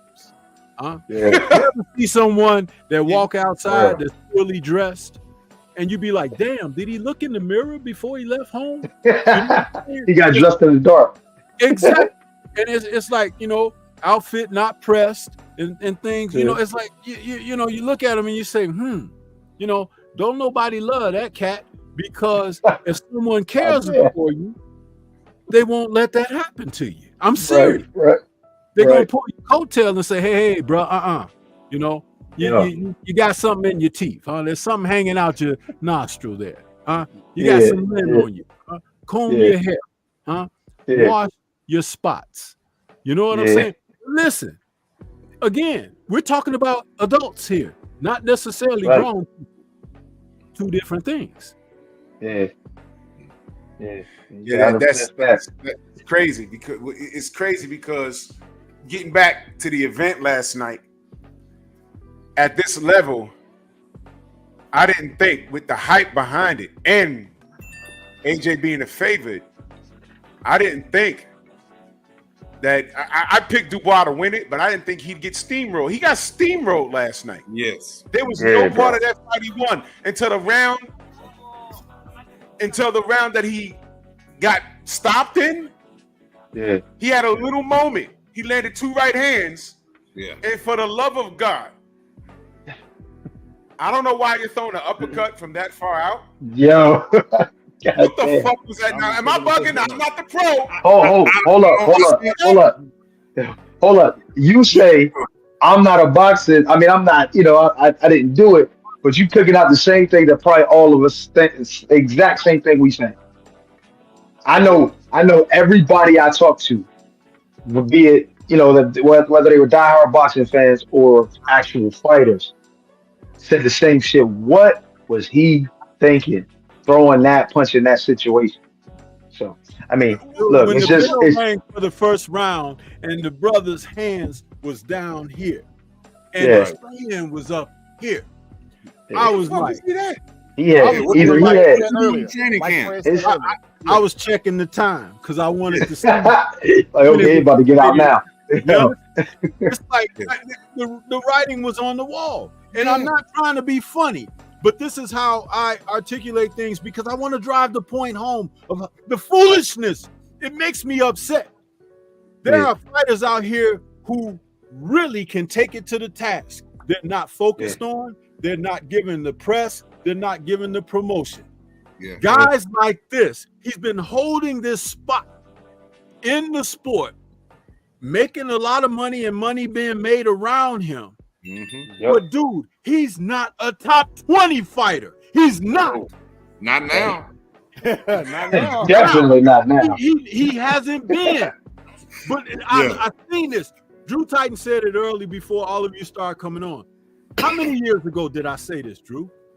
Oh man, you said this about 5 or 6 years ago now, man. You've been saying this. And guess what? Don Charles, word for word, in a recent interview on Seconds Out, said the exact same thing Stormy said 5 years ago. The exact same thing. There ain't no way. And how it ended, it's not like he got caught in an exchange and and Dubois landed first. That was literally boxing 101. All of you on the panel would have threw that punch. All of you. That's something called repetition. There's things that you do. When y'all put on your pants, whether it's right or left, I guarantee you've been doing it since you was a kid. Yeah. You've been doing it. Don't even think about it. Daniel got wobbled with a right hand. Then he got clipped again. I said, okay, he has a chin. And then you saw him calculating. And I said, this motherfucker gonna throw a punch again. And as soon as I thought it, not only did he throw a punch, he throws an uppercut from way out here with his arm down like this from right here. And science, this is science. He went in, and all Daniel did was just go like that. And he literally headbutted Daniel's fist. That's what he did. And I said, I can't believe Anthony Joshua, who has the UK on his back at this level, Olympic gold medalist. Like that. Olympic gold medalist. Olympic gold medalist. That's right. That's how he got slapped. Are you kidding me? At home. Yeah. Even that at home. At home. Yeah. Backyard. That shit was in his. That was in his house before the fight. Well, that was already gonna be there, baby. Listen, I don't know which ass whooping was worse: AJ versus Ngannou or Dubois versus AJ. Because I think AJ's was worse because his lasted over the course of rounds, and he was getting dropped multiple times. And Ngannou got dropped twice, but he got the last time he was slept, and it was just over. So it was like 2 shots, he gone. But with this guy, he got dropped multiple times, and it was just like clearly. Did you guys almost looked like he was overmatched? See You the see the what? ref trying to cheat for him Yeah. The on refs. multiple occasions. Oh, I didn't even know. I didn't even. Damn, The really? second knockdown, Yep. the second knockdown, Touch the canvas. AJ got Oh hit yeah, and he touched the canvas, and the guy outside the ring started counting, and the referee didn't acknowledge the knockdown, and he took a worse ass whooping in that very moment because Dubois was Because of pounding him in the ropes. Yep. Hey, Dom, both For the gloves ref to touch. give him a break and Yeah. start counting and stall things out, but no, he was so dumbfounded in trying to not call it a knockdown that the guy was suffering from a damn beatdown, which was worse than the knockdown. Yeah. that's a fact. Damn. Both gloves touched the ground. They didn't call it. The You hit knockdown. the ref outside counting, and the ref was in the ring. I'm like, wait a minute, you don't hear the count? And he was getting tore up in between that. I was like, man, man, that guy, I think the ref was starstruck at the moment because it damn sure wasn't Daniel. Daniel was looking in there trying to put feet. He was trying to put foot in ass. That's what he was thinking about. He wasn't thinking nothing about nothing else. That's all he was thinking about. He was like, I'm trying to knock this joker out. That's all it was. You gotta put respect on Daniel Dubois' name because he was disrespected. They were calling him a quitter. I never thought he was a quitter. He had a blown out orbital bone against Joe Joyce. And I got my suspicions with the first of all, I think he beat Usyk. Yeah. Hit him with a body shot, but they called it low and gave him like 5 minutes to recoup. It was ridiculous. They was in Poland. And it was in It was on Poland. goal line, right? It was in Poland. And I think Dubois was like, if I beat this guy, I got to worry about my plane getting blown out the sky leaving here. Fuck this. I'll live to fight another day. Hey. The only thing that was blacker than Dubois in Poland was the black markings on the ring canvas from the paint, the letters. That was the darkest thing in the arena. And Dubois looked around and Next said, to "You know Dubois. what, man? We're going to sit this one out because You're going to sit I this can one out, see man." you looking at me." Exactly. Exactly. Yeah, Bashir was like, nah, you ain't doing this.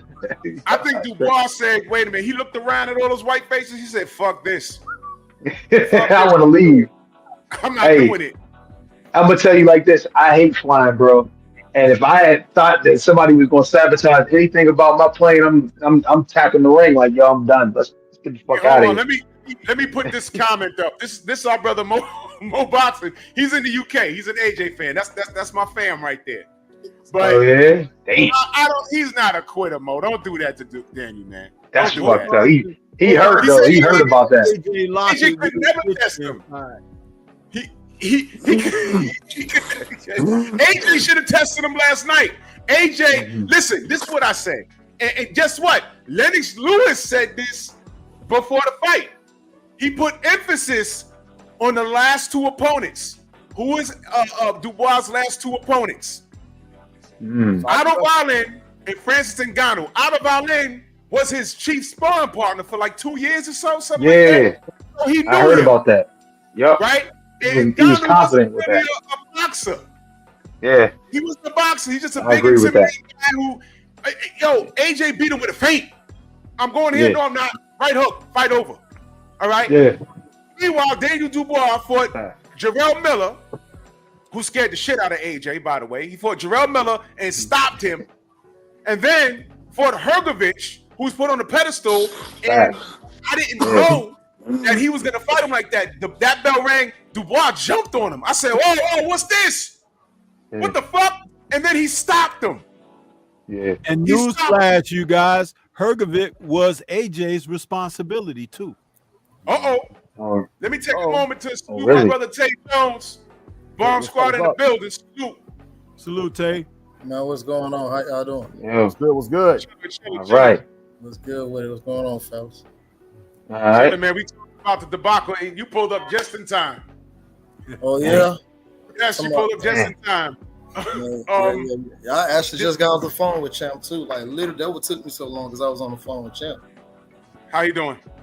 Hey, cool, man. He on vacation in Bali right now. Oh shit! Well, fucking. Are you kidding me? Fucking Bali. Really?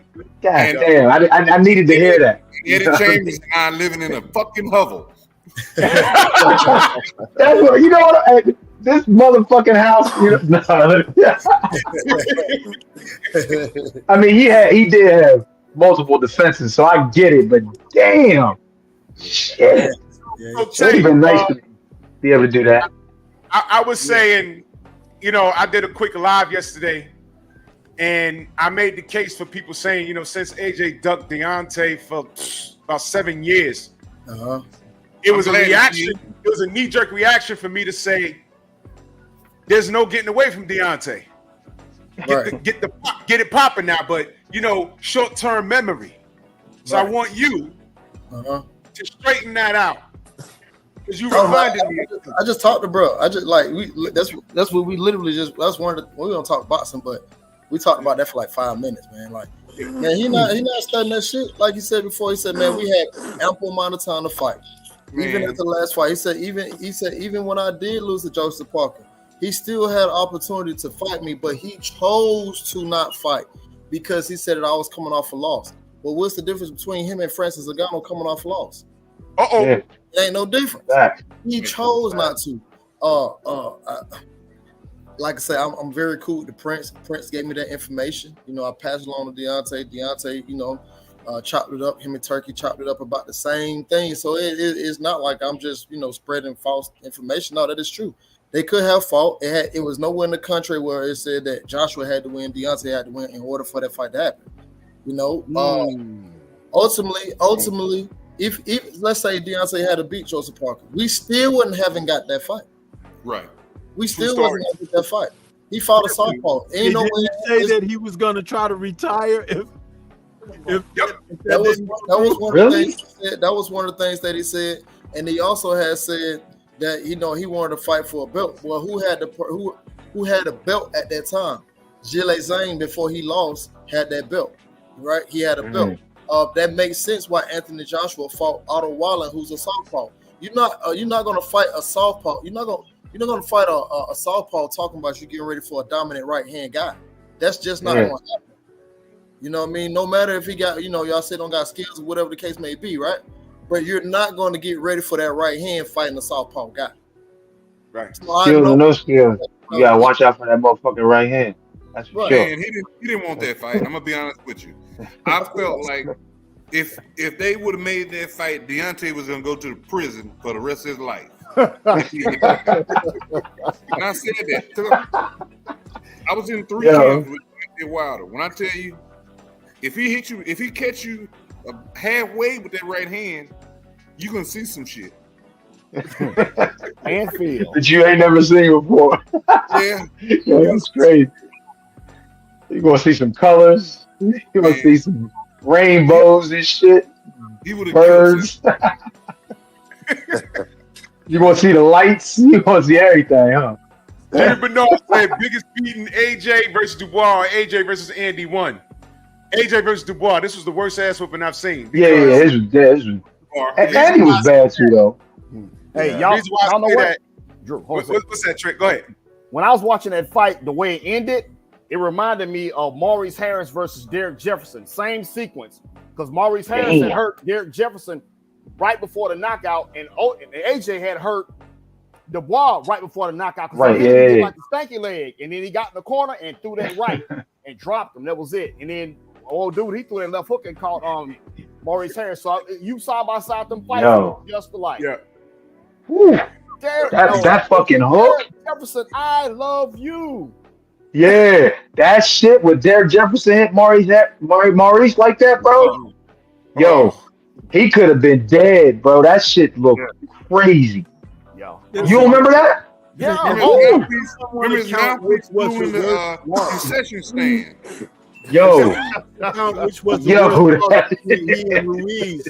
Listen, when Dubois hit him with that last right hand, that boy looked like when you pull a fish out of the water on your hook, right? And he on the land, and he was flopping around on the land trying to get up, looking for fucking water. Yeah. And then the corner was trying to throw a towel in and dive in the ring to save him. Did you see that? I don't know if you guys saw that. Yeah. They threw a towel in first, and then they all rushed in because the ref was still over there counting. Like, man, stop counting. This shit over, baby. Like, just That was the worst whooping there. But he earned that. AJ Yeah. earned it, and I was glad to witness it. What I'm going to say is, based off of what Tay Jones reminded me of, and I'm gonna push this fight. Now, how do y'all like this? Watch this. Forget the Deontay Wilder AJ fight. AJ clearly don't want it. Yeah. I think a good fight for AJ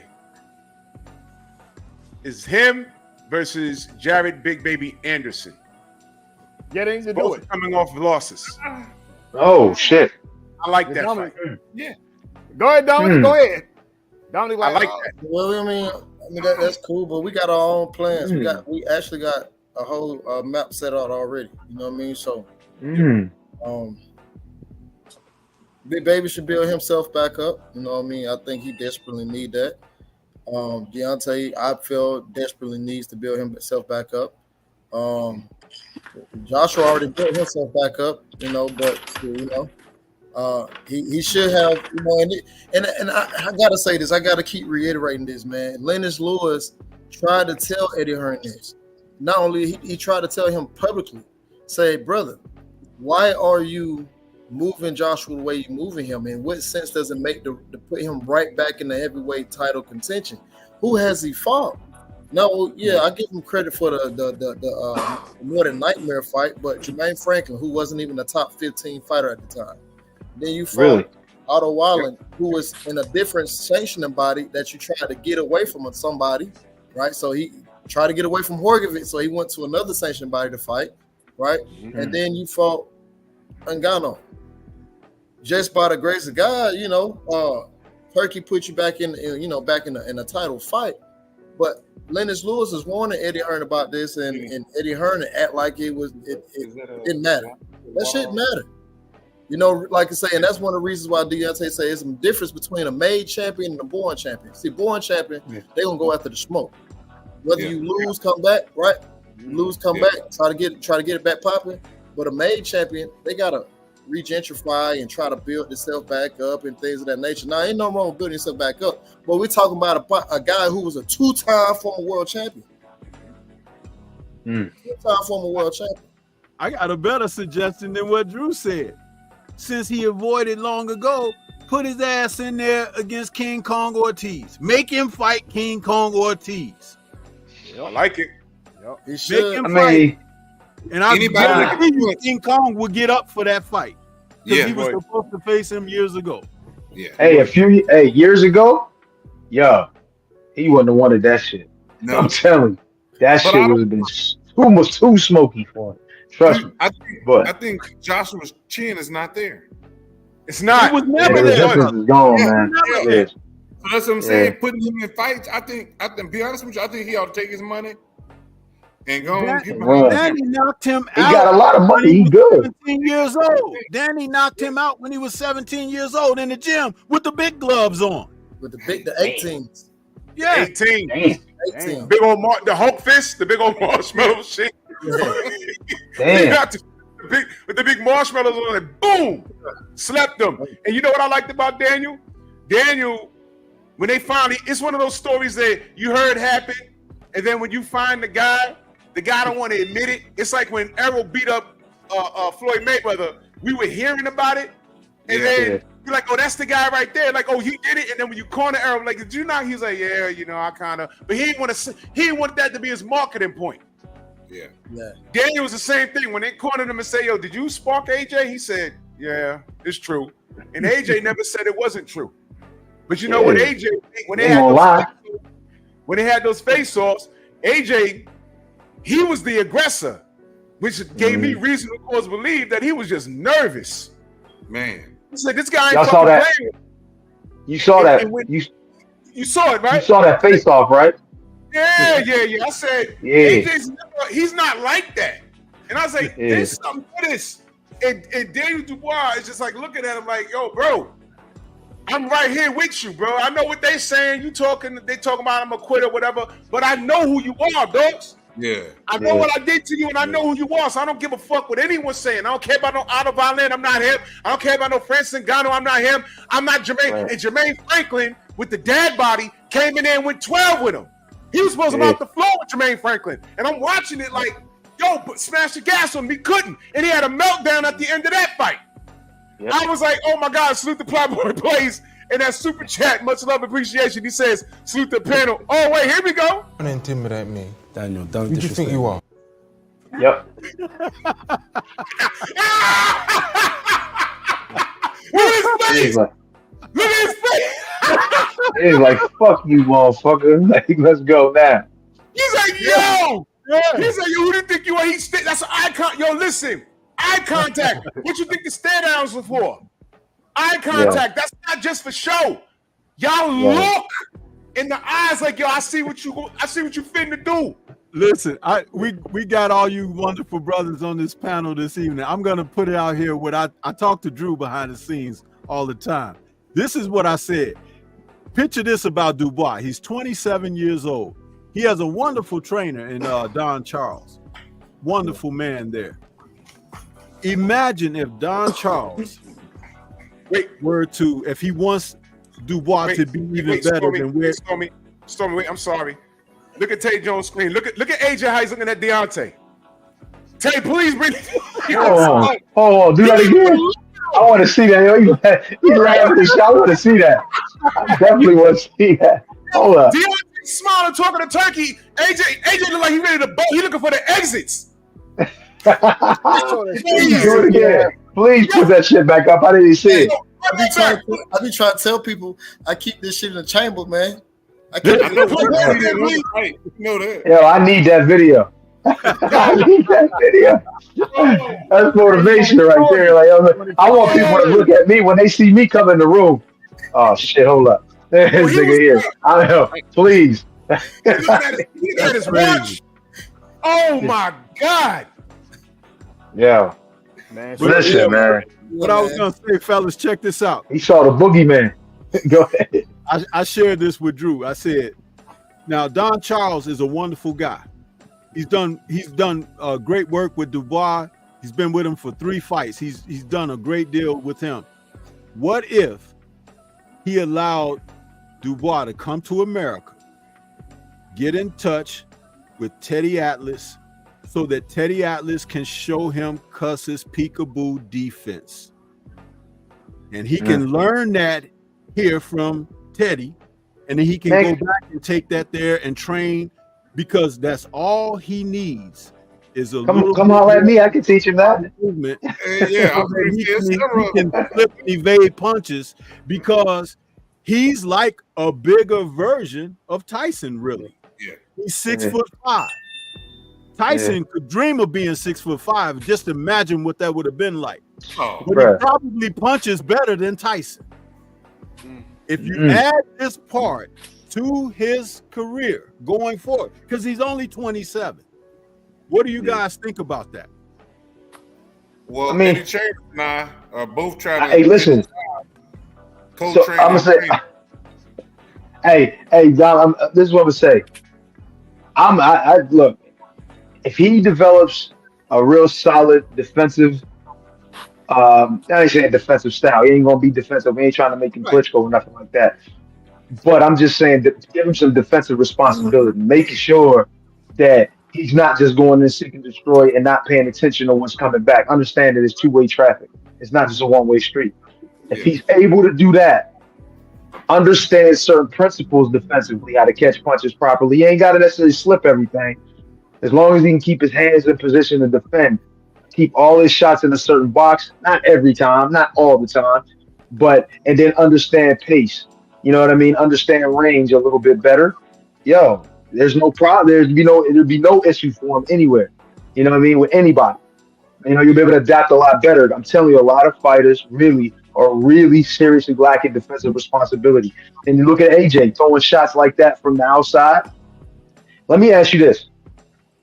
If you've ever seen any of my fights in the past, have you ever seen me get hit with a oh shit shot? Never seen it, except for Vladimir. Vladimir landed 2, and I've had 2 of them land maybe 3 of them in my whole career in fights. Now, in the gym, we talk about that. But in fights, you rarely see me get with a shit shot. And why do you think that is? Because I don't go out there looking to make stupid ass mistakes and throw stupid shots from the wrong position. As soon as you do that, that's when you get knocked out. That's when you listen. My defense kept me from being on the floor. It wasn't necessarily just my chin. It was my defense. Fighting these heavyweights, hitting like Dominic hitting like he was hitting, Monty hitting like he was hitting, Deontay hitting like he hitting. You think that you gonna take that shit regular? You tripping. And that's why you got to fucking put your hands up. You got to be defensively responsible. And guys just aren't nowadays, in my opinion. Yes, you're right. He gets that. If Daniel Dubois gets that, he's smashing just about everybody. Yeah. Tell him. Daniel's a bad boy, man. He's a bad boy. And Yeah. I'm glad he's getting his due, because I always said, he was gonna knock the shit out of AJ. Now I know he had some bumps in the road, but I was telling people that has nothing to do with the matchup versus him and AJ. It had nothing to do with it. Yeah. I was never sold on AJ, man. And they did a good job bamboozling everybody, but I wasn't fooled. I mean, just because you celebrated, I use this example all the time. The Italians loved when Arturo Gatti fought in Atlantic City. They would pack the house for him. But what do we know about Arturo Gatti? He was a walking ass whooping, depending on who he fought. Blood and guts. He was whooping their ass, and they whooping his. Yeah. What was that? What was that? Blood and Guts Warriors. Him and Mickey Ward. What's his name with the Gatti list on HBO? What's his name? I know. Yeah. Jim Lampley's Gatti list. If I was a pro fighter, I wouldn't want to be anywhere on that list. Yo. What the fuck? What do you have to? How much blood you got to lose out the side of your head to be on the Gatti list? I'm good. He was fucking I concussion. told you I ain't on that list, baby. I still talk. We can still talk. We ain't on that list.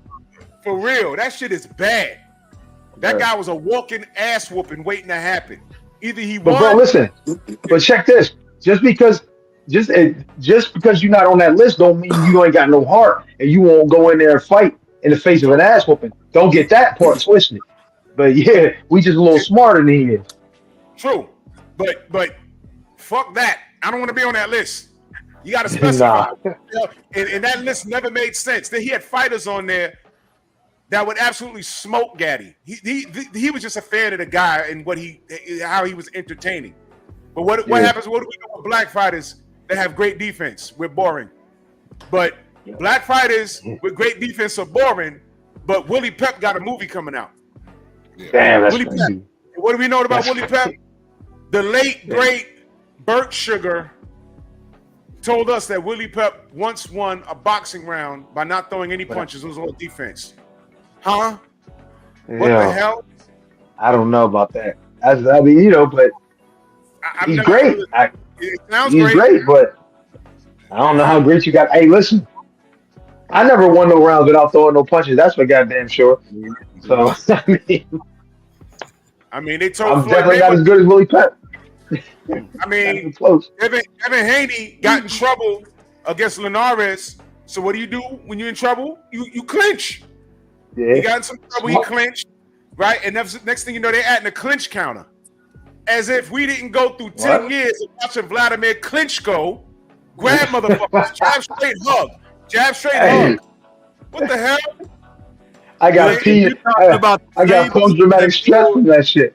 You talk about the same people that pulled the old James Jeffries out of retirement to come and whoop Jack Johnson. And you know how that went. Yeah, let me stop. Crazy stuff, man. I hate this sport, but I love the sport, but I hate it. Yo, that's what we all say. Imagine, you see what you just said? That's what all pro guys who dealt with this shit, who is at our level, they've been to the pinnacle, they've been to the height, some of the best fighters that won't get talked about. We all say the same thing. We love it, but we hate it at the same time because it's just, you're going to get jerked. Pause. You're going to get, jerked in certain ways. And there's so much you're going to deal with on a day-to-day in boxing, you can never tell what the hell's going to happen to you. You know what I'm saying? And it's just unfortunate. You work this hard, you spend most of your life in it, and look what you have to show for it. Some I'm not saying all of us, but some guys are doing well. Some of us had degrees or got degrees while we was doing it, but some of us, didn't. Some of us put our whole lives into it, train 2-3 times a day. You know what I mean? Getting sparring twice a day, just always in the gym all the time, and you just didn't have time to put into anything else. So when we come out of the sport, we really don't have anything else to really fall back into. So now, the money dries up. Now what we doing? Then we try to become trainers. And then most of us, we love the guys that we are around and the kids that we train. We don't want to charge them. We don't want to necessarily put them in a position where they can't be great. So what we do, we end up broke and struggling, trying to figure out how to get this knowledge to the next generation. And hopefully one of them will take us with us. And I'm just like, I'm done with that type shit. You know what I mean? I'm going to find a way to earn, but at the same time, bring quality to some of these youngsters, and they don't necessarily have to fight and try to fight for a world title, but if they want to, the option is there.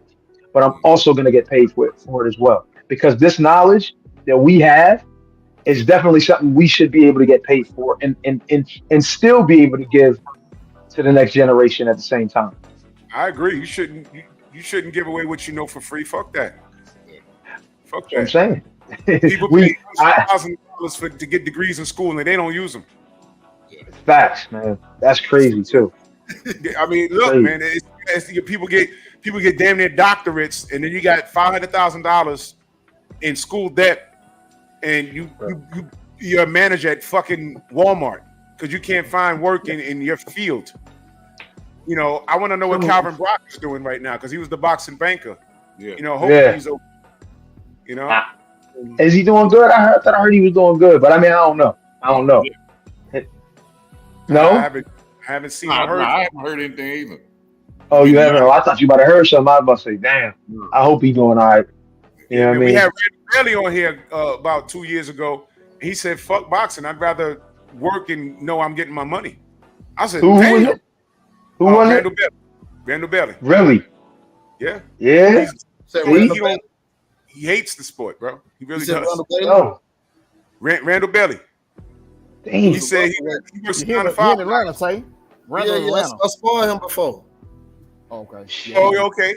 Yeah, I sparred him. I heard he was. Yeah, I heard that motherfucker. Even as a heavyweight, I'm good. Your friends, your friends, come off mute, brother. You're on mute. All right. I'm sorry. You got some news for us? You got some news? Yeah. Some fact checking from back in the days when you guys brought up Galata. In Chicago, we had a lot of great talent, heavyweight talent back in the late 90s, early 2000s. I don't know you guys, pretty much familiar with Oliver McCall, Danell Doc Nicholson, who was trained by Emmanuel Stewart at the time, Montel Griffin. Who else we had? We had several other, top heavyweights in the world that was in Chicago during the 2000 era. And I just want to let you guys know, I spar with each and one of them, and we're human, but one heavyweight that always avoided me throughout all these years, and I always wanted to spar with him. I used to go to his gym, the Fifth Street Gym, was Andrew Galata. I spar with all the Chicago heavyweights that, came out of Chicago, and Andrew Galata is the only one, for some strange reason. I even talked to the trainer like a couple of years ago. I said, why didn't you fight? He said, Fred's my guess as good as yours. For some reason, he just always had an excuse to come to the gym. And I'm thinking what was the, I'm like, it's not like we're going there to try to knock each other out. We're there to learn. But that's one heavyweight that never got the chance to spar with in Chicago. Just thought I'd let you guys know that, a little history. Sometimes we don't want. Sometimes you just don't want to go through the trouble, bro. He's like, nah, I'm good. I don't feel like it today, man, or tomorrow. He might have bit you and punched you in the nuts. Maybe you know what? Maybe he thought that he was going to have a meltdown if you was getting in there with him. So that's what it is. Nah, yeah. It was probably better you didn't, bro. It's crazy. It's interesting because you guys brought his name up. So it's crazy because it is a lot of Polish community in Chicago. But I don't know if you guys know Puerto Ricans as well, man. We got like over 2 million Puerto Ricans in the Chicagoland area. You know, we got like the second biggest Puerto Rican Day parade other than New York, you know, and then Chicago. You know, I didn't know you guys know about that. But yeah, that would have been a super fight in Chicago. But man, for some strange reason, Galata, man, he didn't want ever even no part of me. I have no reason why. He just never felt like it, man. That's all. No, He ain't that he ain't feel like doing it. Now he like his meat a little darker before he bite it. Yo,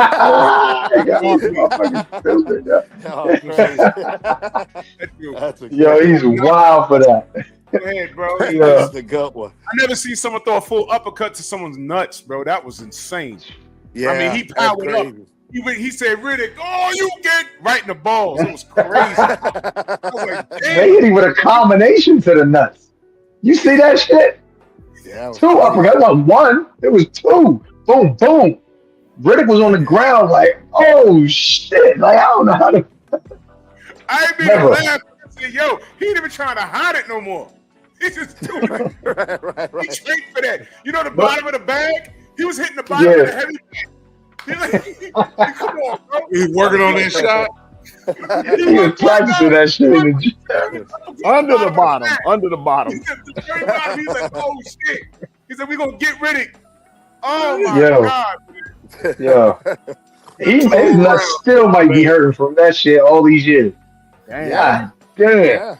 Oh, we got news about Calvin. T-Dog, he says, I know Calvin personally. He's doing well. He's a sales operations manager as well as a real estate agent.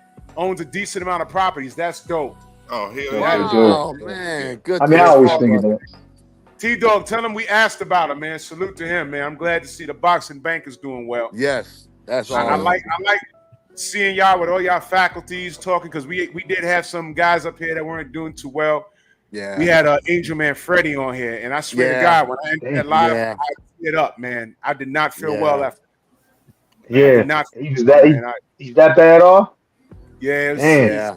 When his eyes wasn't moving, it was like fucked up, man. Yeah. I was like, what? I don't like that, man. I don't like that. Yeah. Damn. He that punishment, man. It's just like for entertainment, bro. It's just real shit. You know? Yeah, he was in a hell of a lot of good fights, but damn, you know. Dude's a legend. Dude's a legend, man. Yeah. Dude's a legend. And he literally gave his life to the sport, man. And in the perfect world, you know, when you guys hang it up, I want y'all guys, I would like to see y'all guys sitting on a few million and letting your money work for you and just relax. But man. Yeah. Eddie Hearn made more than Anthony Joshua last night, and Joshua's the one that got slept. That is retarded. That's retarded. That's true. No, that's definite. There's no question about it. He made out way more. There's no doubt in my mind.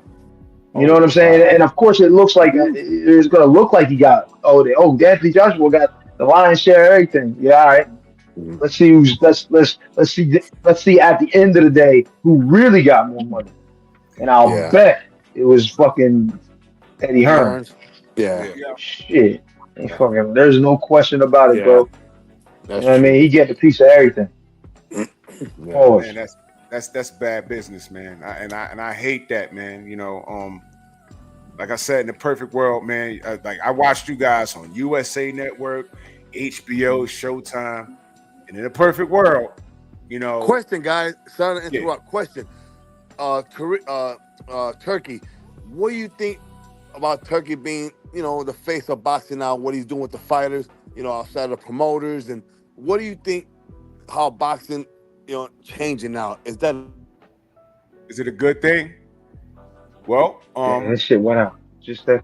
Now he'll come back. Well, I'll tell you. I'll let you answer that. If you ask me, I think it's a good thing, you know. Me too.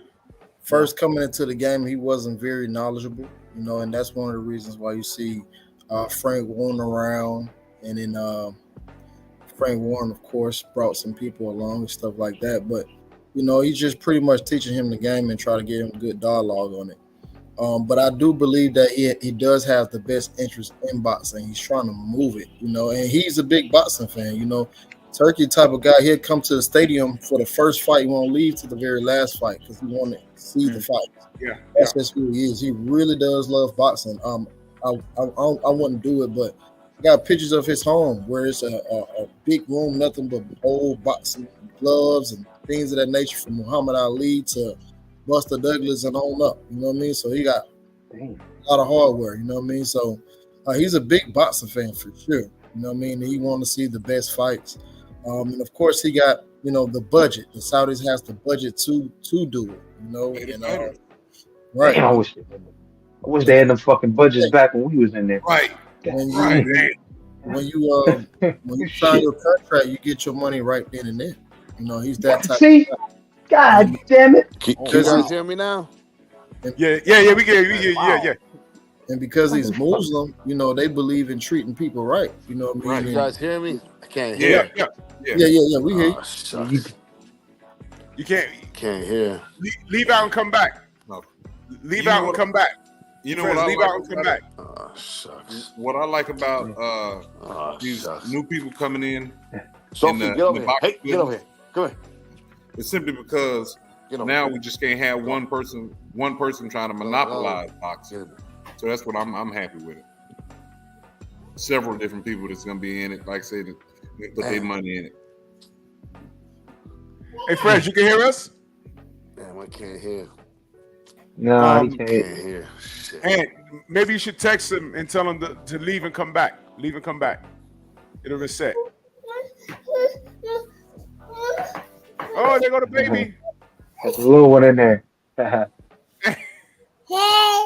Hi. Hi. See, that just made me realize I need to go. I gotta cut, fellas. I gotta get ready to go do a couple things. I was actually on here way longer than I thought I would. Just got into the heat of it too much, you know what I mean? But I like this type of shit, seeing guys that I ain't seen in years. You know what I mean? Talking to the guys about fighting. Man, I appreciate you, Eddie, man. You know you got an open door. We got an open door policy for you, man. All you guys. I appreciate you. Appreciate y'all, man. I really do. Dominic, I hope to never see you in the ring again. But on the street, we cool. We can talk. You know what I mean? Just don't punch at me, fool. You know what I mean? I'm good with that. Tell Fred, hey, real quick. I don't know if Fred remember this, but I sparred him down in Florida. Yeah, back in like St. Pete, or was it Fort Pierce? I forgot what it was. Yes, it was. It might have been. It was. I tell you what, I had to drive like 3 hours, bro. And my dad's a maniac. My dad was a maniac, bro. He wanted me to spar everything. If it was a fucking, it could have. If back in the day when I was 15, he said Mike Tyson came to town for whatever reason when we was in Pittsburgh. He would have tried to put me into a Mike fucking Tyson back when I was 15. I was sparring. But listen, I swear to God, back then, I was spar every pro. I was 15 years old. I only been in the game for maybe a year, a little over a year. I was sparring pros from then.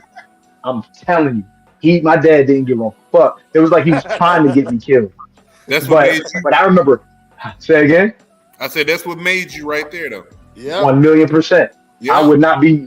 Look at me, bro. I don't have that personality. Listen to me. I'm not like that. But I'm gonna tell you, once you get me to that area, I'm extremely resilient. Let's just say that. Yeah. I'm a really resilient person. So, but anyway, fellas, man, it was good talking to y'all, man. And I'm looking forward to the next time, man. Hopefully, it ain't always gotta be after a big fight, man. Just hit me up. No doubt. Appreciate you, Eddie. Let's do that. All right. And Dominic, like I said, no punches, man. All handshakes. All right, baby. I'll holler at y'all. I'll talk to y'all soon, man. Hey, all right, brother. You have a gym or you work at a gym? Yeah, I run Charlo Boxing Gym. Where's that at? 9750 South Highway 6. Sugar. He in the Bronx. Yeah, he in the Bronx, Dominic. Oh, okay. No, yeah. I'm here in Houston, Texas. Oh, yeah, I'm trying to make my rounds. I'm trying to hit up a bunch of gyms. Yeah, come on to Houston. Oh, hell yeah. Dominic, how tall are you? I forgot. How tall are you, Dominic? Really 6'2.5", 6'3". Okay, that's what's up. Yeah, that's what's up. I definitely I love paying people a visit. You know, get a workout in. Man, you know come what I on, mean? pull up on me. Yeah, man. I'm a little old now. Me too. Me too. Yeah, but I like to stay in shape. Yeah. I like to stay in shape. I want to put that musty, disgusting headgear. Yo, can I share this story with y'all? Come on. Back in the days, we had a gym, a boxing program out here in the Bronx at Roberto Clemente State Park. Oh, wow. And the big rough house out here was Mitch Green. And when I was it might have been about 9 or 10 years old, I used to be down in that gym just hitting the bag or whatever, and I learned a lot of dirty stuff, right? And he looks at me, he says, yo, come here, little man. Well, back then I was small. He's like, yo, come here, little man. I'll get up in the ring. He says, me and you going to spar. And Mitch Green is like 6'5". I was like really small. He takes the headgear off his head, and he had a jerry curl back then. and he just slaps it on. And my lip, everything. It's like, it was disgusting. And the gloves was bigger than, you know what I'm saying? I was a small kid, and he's trying to show me stuff, and it was like, I don't know how, it was disgusting. Those gyms back then were so unsanitary. Yes. I don't know how we didn't get gangrene and everything else, but I missed it. I missed it, man, because you learned so much. Yeah. I learned the good old glove trick over there when you pull the glove into your wrist and you hit the bag. I had a dude, he said, let me show you something. He pulls the wrist, he pulls my glove, and I have my fist in the wrist. He says, hook the bag. And I'm like, this ain't comfortable. He says, learn that. And I said, why am I learning this? I said, this is cheating. He said, you can really fuck somebody up doing this. I'm like, oh, goddamn. So I'm hooking the bag with my fist in the wrist of the gloves. I'll never forget that. I'll never forget that, man. It was crazy. Crazy times, man. Crazy times, man. But I miss it, man. Mitch used to beat a lot of people up in that ring, man.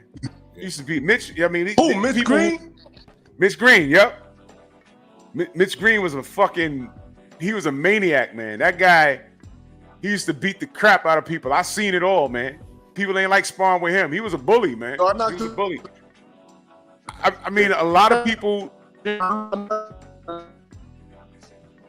Yo, Monty, you know what you do? Take the Wi-Fi off your phone. Take your Wi-Fi off your phone. So your connection will just be working off your. Yeah, take the Wi-Fi off your phone. You sure it just ain't that bad area? Probably. But Black Tom. Yeah, Black Tom. Black Tom. It's that Black Tom. Yo, can you hear me? Yo. Oh, man. Yo, can you hear me? Yeah, you can hear you now. Yeah.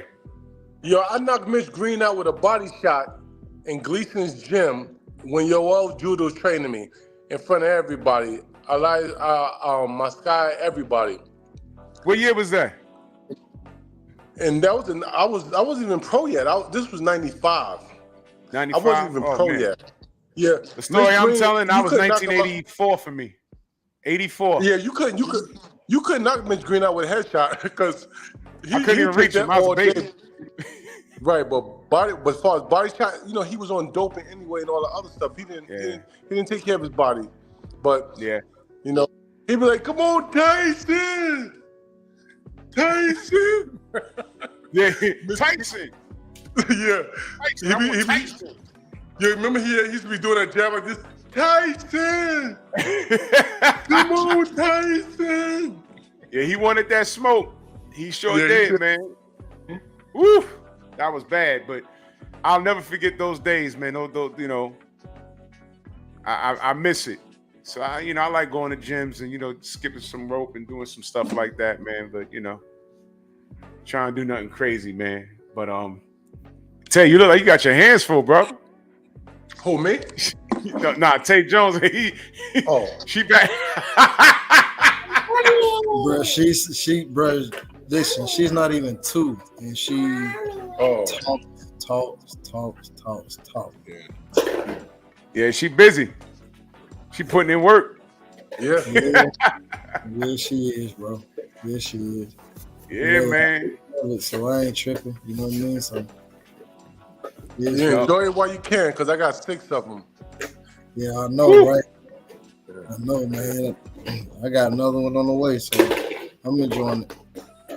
What? You really boxing right now. Yeah, man, for sure. Yep, there it is. Yeah. Y'all too. Hi. Hi. Take care. Monty, Hi. Joan, Trick. Y'all be careful. Look forward to coming back on here.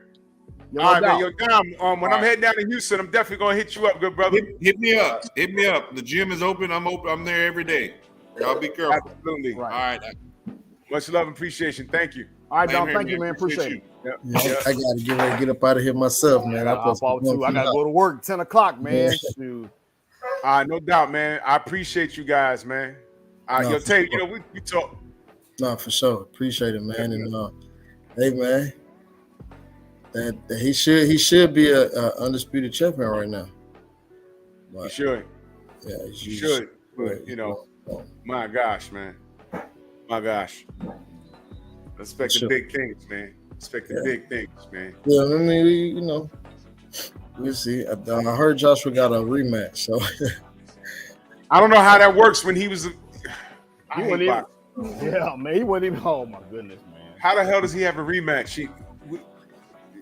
I don't know, man. Shit, you know how they do over there in the UK, man. They put a rematch clause on everything. Hey, Drew. Before I go, I gotta say something. Hey, Tay, I got a question. I talked to Callum Smith's son on we be on Instagram. Like I'm running the treadmill. He hopped on the live with me, and we was talking. He told me that Anthony Joshua and Deontay Wilder. I remember when was it Billy Joe Saunders had like played a joke on him with some chicken or something? Like he was playing around. Yeah. Some kind of way, some kind of how Joshua and Deontay Wilder ended up being in the same room. He said Joshua got up out the room. He didn't want to look Wilder in the face. Yeah. He said he didn't want to be in the room, so he got up out of there. You know what? I had that video. Oh shit. Yeah. I did. Huh? All missed them days. Woo. Yeah, I damn, I don't got that video no more. Damn, man. He said, yeah, man, but that did happen. So he got up out the room. So he wouldn't want to be in there. Did. Like I say, man, when people be thinking I be just talking shit, when I say, man, that man is scared of. He been told me that. This is the first time I'm saying somebody now. He been told me that. Yeah, man. I mean, it's weird. You know what I mean? Like whenever he get around or they be around or the same vicinity, it's always weird. Like even when we was in Saudi, they wanted us to walk first and don't say nothing to them when we walk by. We like, what? Hell no, y'all tripping. No, y'all tripping. They ain't even like that. But shit, you can tell right here. You know what I mean? Look at him. Look at him. Look at him. Look at him. Look at him. Damian, 666 son, Damian. Look, oh my God. Yeah, man. You know. This nigga's scared. That's funny. Wow. Hey, Drew, man, I gotta bounce, man. I gotta give me a little man, much love, man. I appreciate you, man. This panel was lit, man. It was lit. Yeah, all right, Shay Jones. Good seeing you, man. Yeah, for sure, brother. Stormy, I'll let y'all, man. I'll holler. All right. All right, y'all. Later. Yeah, man. I just like having fun with people, fucking people, man. You know, because, you know, like I said before, people just, you know, they always, he just talking or he don't know nothing and da-da-da-da. But I actually be having videos. Man, there's so much shit that I can put out. I just like fucking with people, man. You know what I mean? Man, I hear you, bro. Yeah, I just like fucking with people, bro. Oh man, just like fucking with people, bro. That's all. Hey, I think I said that a while back. I said, man, listen, even when we was in Saudi, like when we went to the dinner, man, bro, how look, listen to my thing. How y'all supposed to fight next? What Turkey was asking him, right? What Turkey was asking him, let's take a picture face to face, like you know, the fight picture. This motherfucker said no. And Deontay was saying, I told you scared of me. Hey, hey. Do you remember? Do you remember when Eddie tried to get D to go to the UK? Yeah. And after the it may have been the Carlos Takam fight. Mm-hmm. And when he said, well, what if Deontay Wilder shows up and wants to get in the ring and do a stare down? He says, well, the fight's not made. I don't want to get people up and all riled up for something that's not going to happen. And if he does, I might call the police. Remember that shit? Right. He said, I'll call the police. I'll call the police. 911. He did say that. Man. Listen, that man, he's so full of shit, bro. Man, oh man. Michael James said the show had a dope panel, man. Salute to you, good brother, man. Much love, man. Anytime you see the stars up here, that's all my brother Trick Nolte. Hit his cash app. You can hold the super chats. Hit his cash app. His cash app is scrolling at the bottom. $ Trick Nolte for the guests. That's all him right there, for real, man. Yeah, man. That guy's been a sucker for a long time, bro. That guy, man. And you saw last night while you saw it with Jared Anderson, how Deontay would have killed him, and you saw it with AJ last night, how Deontay Wilder would have killed him. At this late in the game, if you don't know how to stop a jab, you might as well just die. Just die. Man, that shit was crazy. But wait, man, Ben Davison is supposed to be the man. He's supposed to be the guru. He's supposed to have resurrected the old AJ. Huh? You mean that's all a lie?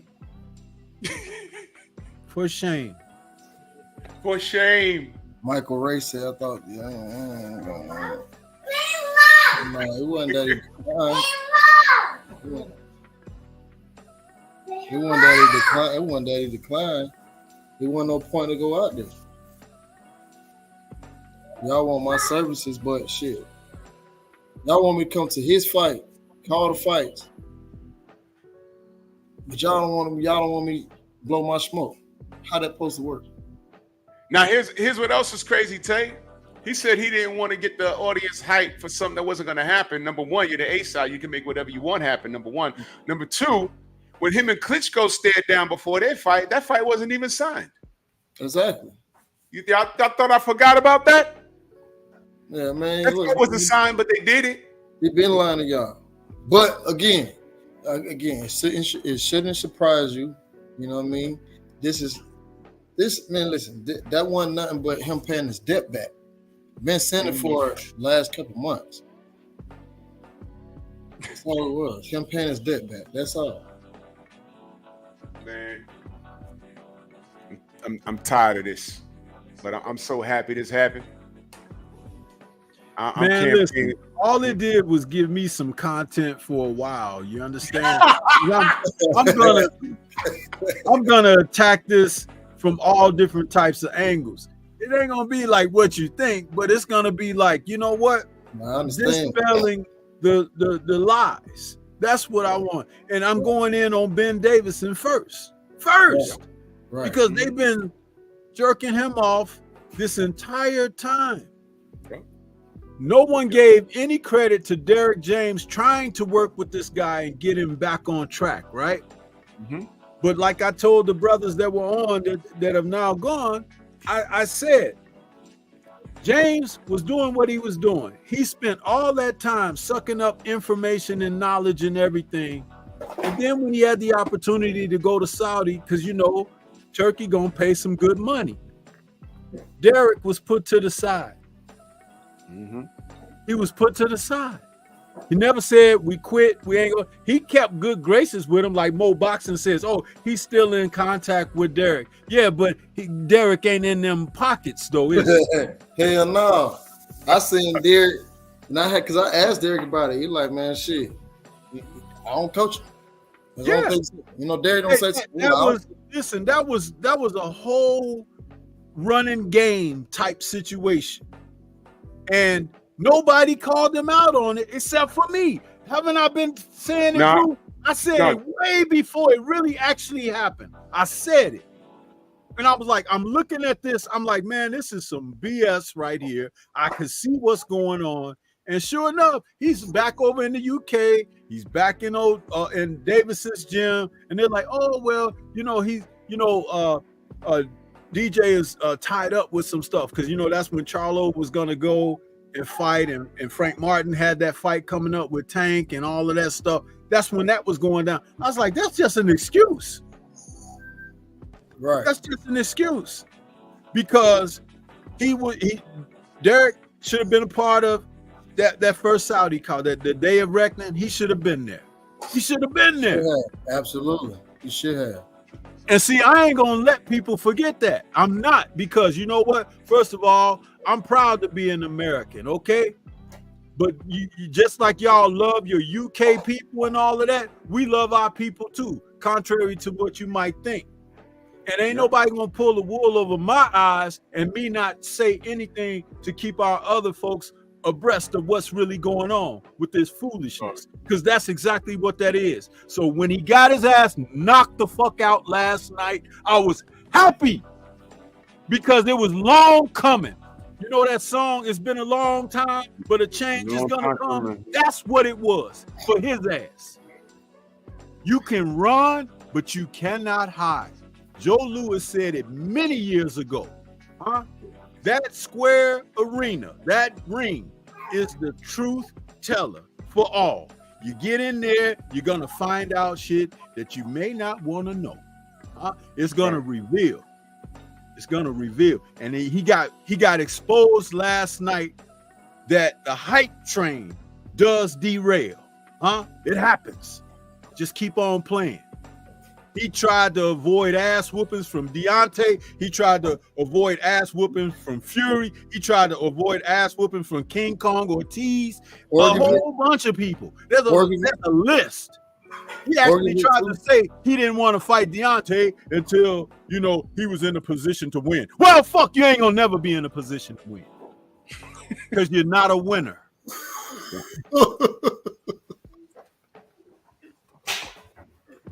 He's not. He's manufactured. Yep.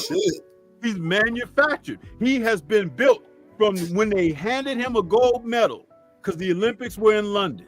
They handed him that and they manufactured him. They put him in the weight room, put muscles on him, made him look the part. It was like an actor in a fucking movie. That's what it was like. And they told you and sold you that he was a star, but he hadn't done anything. He barely got past Dillian White when they were in that era of they were close in talent. He barely got through that. Now White got better, but he's always been the same. Why do you think he and White didn't rematch? Because White got better, but he hasn't. He's been the same guy through the whole process, and they've been telling people other things.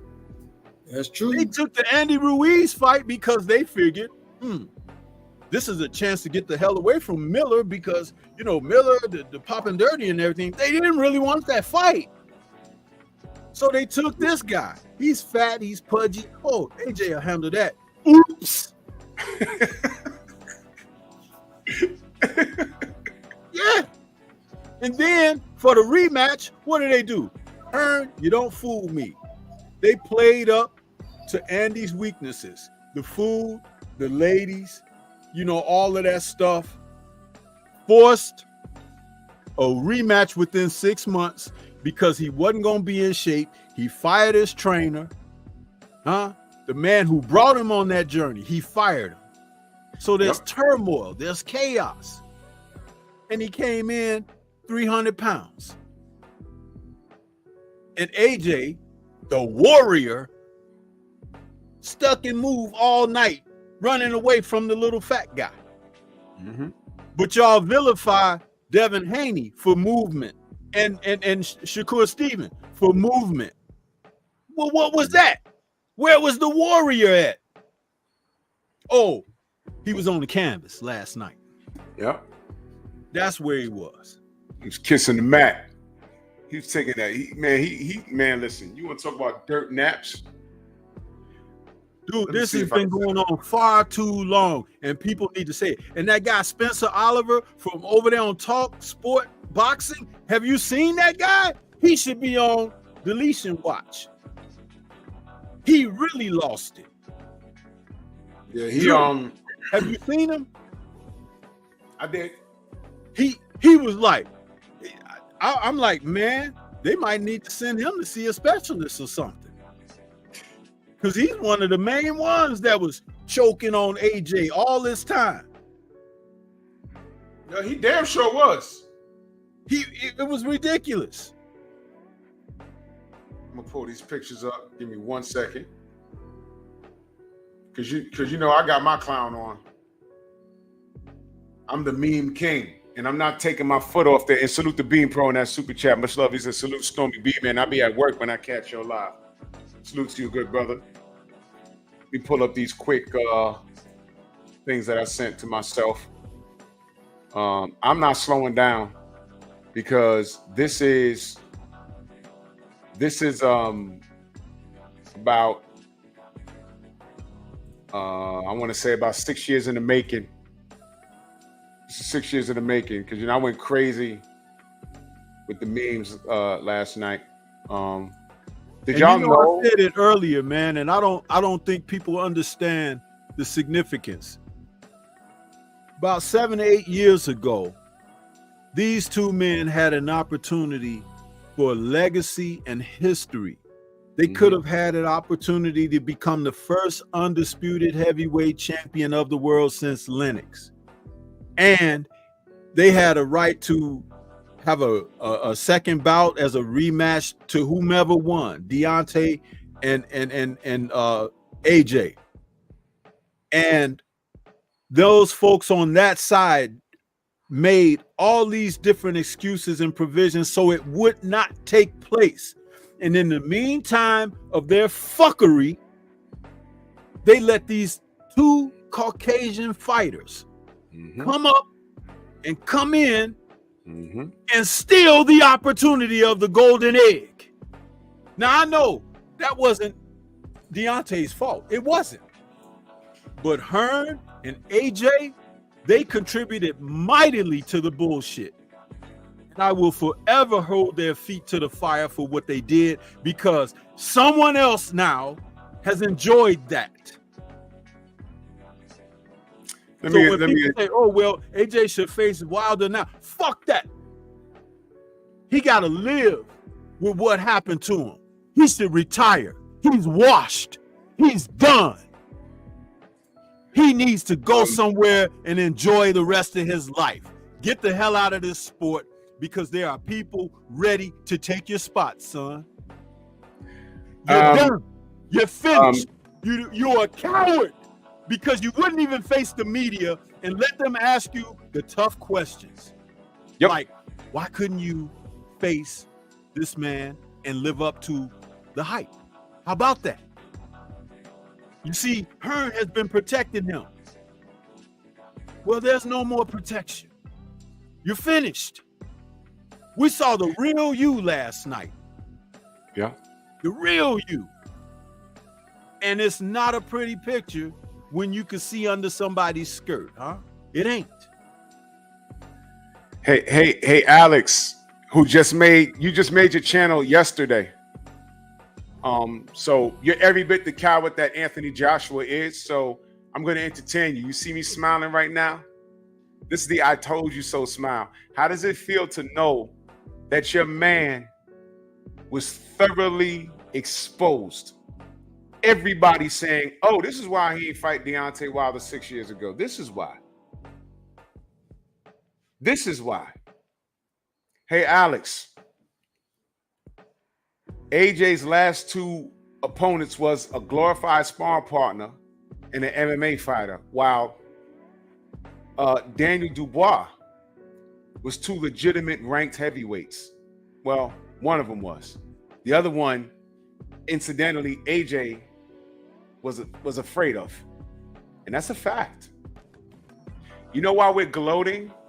Because time reveals all truth. And we've been saying AJ's a marketing scheme for so long now.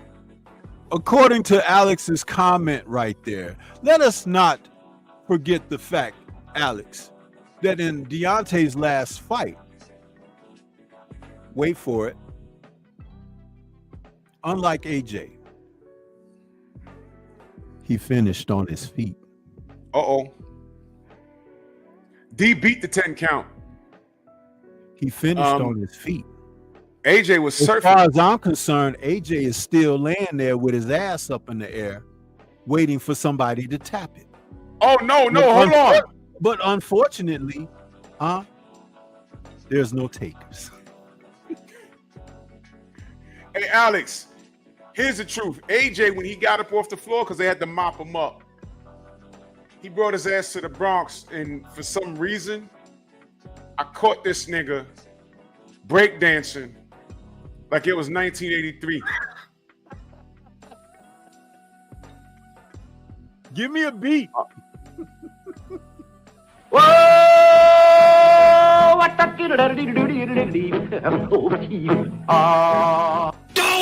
And not to be outdone, all right, he goes to the old ballroom, and now he's breaking in. If you look at Beach Street, he's back spinning with the Rocksteady crew. I mean, he had it, he was getting it. I said, AJ, what happened? Slow it down. He says, nah, bruv. We gotta bring it back. Breaking's back. I said, no. You broke your back from Brokeback Mountain. I gotta bring it back. I said, man, get this guy an IV and an Anderson. You remember Anderson? Get this brother an IV and an Anderson. He's back spinning. Come on, man. Stop it. And I'm not slowing down. Do you understand? I'm dragging AJ until he makes his next announcement. I'm dragging this dude. Why? Because he deserves it. He deserves it. This is what you kids do. Y'all make memes and stuff. Well, my meme game is savage, and I'm not done. I'm not done. You remember he was coming for those belts, boy. I never studied the sweet science. I studied the Jeff Ports, the Big Meaches, Larry Hoovers. Alex, your man who has a father at home sees more value in Black American gangsters that we don't claim. How's that for gloating? How's that? I'm gloating for a reason. I never saw Deontay, after a loss, take belts and throw them out the ring and have a hissy fit, talk about Rocky Marciano and threaten 75-year-old referees backstage. And I never seen this. I never seen him after a goddamn fight not take any questions. I saw that from Anthony Joshua last night. I'm sorry, Anthony Johnson, as per Reggie Miller. So I'm going to gloat. Mofo, Alex, who just made his goddamn page yesterday, that's what you had to do to talk to me? Well, I hope I answered your goddamn question. Mofo. Deontay Wilder was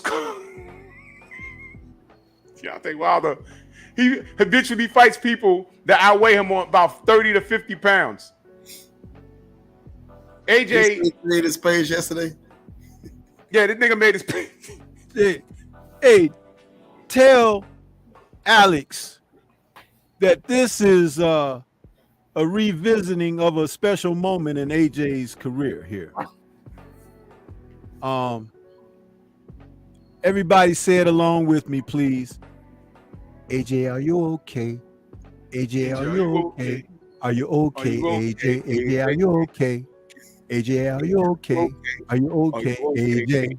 AJ, are you okay? AJ, are you okay? Alex wants to know. AJ, are you okay? Are you running from Deontay? Boss! You crazy, man. Man, let me get up out of here, man. Let me get up out of here, man. I appreciate y'all, man. No doubt, fam. Nah, for sure. I gotta get up out of here, man. Hey, Jay, I just wanted to say, man, you never got back to me about watching that video and let me know what you thought. What did you think of it? Oh, fuck, Bobby, man. Ooh, I'm definitely gonna watch it. I haven't watched it. I got you. I'm actually for to go to your number 9 watch it, bro. That's my apology. Past month been crazy. Oh, I seen just even a little while ago, your hands be full, man. So I can imagine. Tell me, bro. Just know mine is in her 30s now, so you good. That's good. Well, not really, because it's like, hey, pops. Yeah. Hands out, right? Yeah. I understand, man, but I got you. I'm gonna go look at it. Yeah. So that's my apologies. Yeah, I just want to know, what you think of it or whatever. So stupid butts. I got you. I'm gonna get up out of here. I'm gonna at you, good brother. All right, bro. Easy. Take it easy. All right. Later. Yeah, shout out to Alex for seeing value in this program that he has to make a page yesterday just to talk to me. Alex, you're a glutton for punishment. Guess what? We were just talking about how AJ has a lifetime contract with the devil himself. And we had a bunch of pros on here saying that, AJ lost last night. Eddie Hearn ain't take no punches. Meanwhile, I bet you Eddie made more money than AJ did last night. But ask Deontay how much money he makes when he fights. And after taking the punches, AJ has already been put in a rematch, huh? Yup. So y'all are cool because there was no part of that fight that AJ won. Y'all want to put him in the rematch? I don't want to see him in the ring with Daniel Dubois any more than I want to see Jared Anderson with Bukoli again. It's the same thing. He ain't even had a chance to clear the fog, and they talking about it. They woke him up and they said, AJ, you got a rematch for 3 months. What? I won't do that again. Eddie, what you mean? For him again, I need warm-ups. Now, AJ, it says right here, you have to do what I say. You have to do what I say. You nigger, you have to do what I say. You buck. Clear your head, shake off the carbs. Get your ass back in the gym. Yeah? Why do I feel this way? Because you sold your soul. That's why you feel this way. So shout out to and I hope that Alex, man, salute to you, man. I appreciate you. And you, sir, are you waiting to receive my limp penis? All of that just to talk to me? God dang, man. My gosh. ¡Ay, Miguel! ¡Miguel! I could block Alex now. Good night. Yeah, Alex. Bye-bye, American Pie. American Pie. You could never drag Deontay. He's a boss. Exactly. Get out of here, man. Stormy, let me know they can find you, brother. You can find me right here on YouTube, man. The channel is Stormy B Man. That's Stormy B Man in all caps, but no cap. But I know how to bust caps. Yeah. Hold on. Where's my... Take that! Man, Alex be getting oiled up. He be like, I'm gonna come on you like nobody's ever come on you before. Hey, damn, Alex. Let me put this in the private chat. What I'm gonna say, I'm not gonna say it on the air. But before we get out of here, play this sound bite too. AJ, are you okay? Are you okay, AG? Hey, yo. Hey, yo, y'all. Oh! That's for Alex.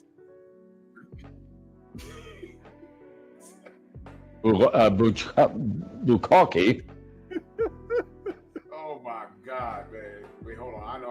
We always got something for people like Alex, huh? We keep stuff in reserve, huh? Yeah.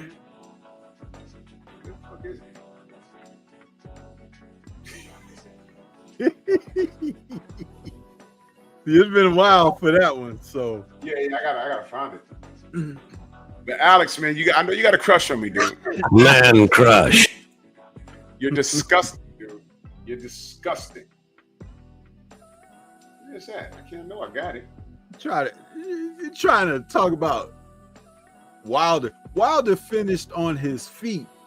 AJ was spreading out for Penthouse magazine, huh? He's the Penthouse pet for. Hey, y'all! As soon as the bell rang, this was Daniel Dubois. Berserker Barrage. Every time AJ moves, Berserker Barrage. yo, AJ, he got his head in the air. Berserker Barrage. Wait, he's down. He's up again. Berserker Barrage. Wait, he hurt Daniel. He hurt Daniel. Berserker Barrage. Fight's over.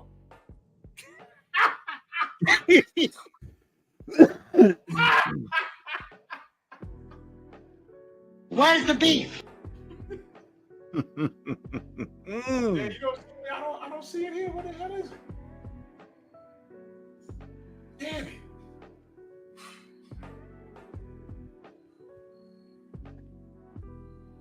Yeah, all of this stuff, man. All of this. I know. Let me see if I can. I got something that I want to put up there before we get out of here. Let's see here. Get your hand off my penis! I know that when they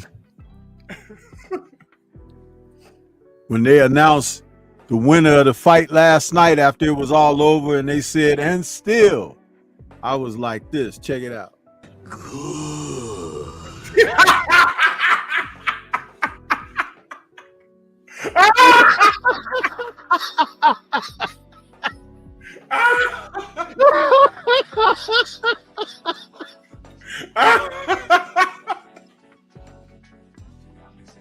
Yeah.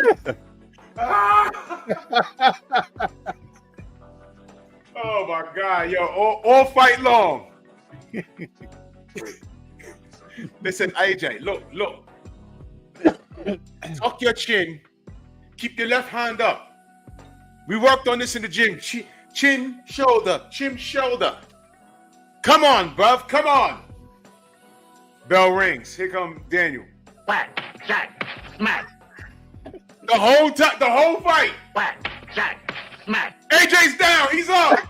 Whack, jack, smack. He's down again. Wait, AJ's up. Wait, is that a count? No. Wait, no. Let it go. Whack, jack, smack.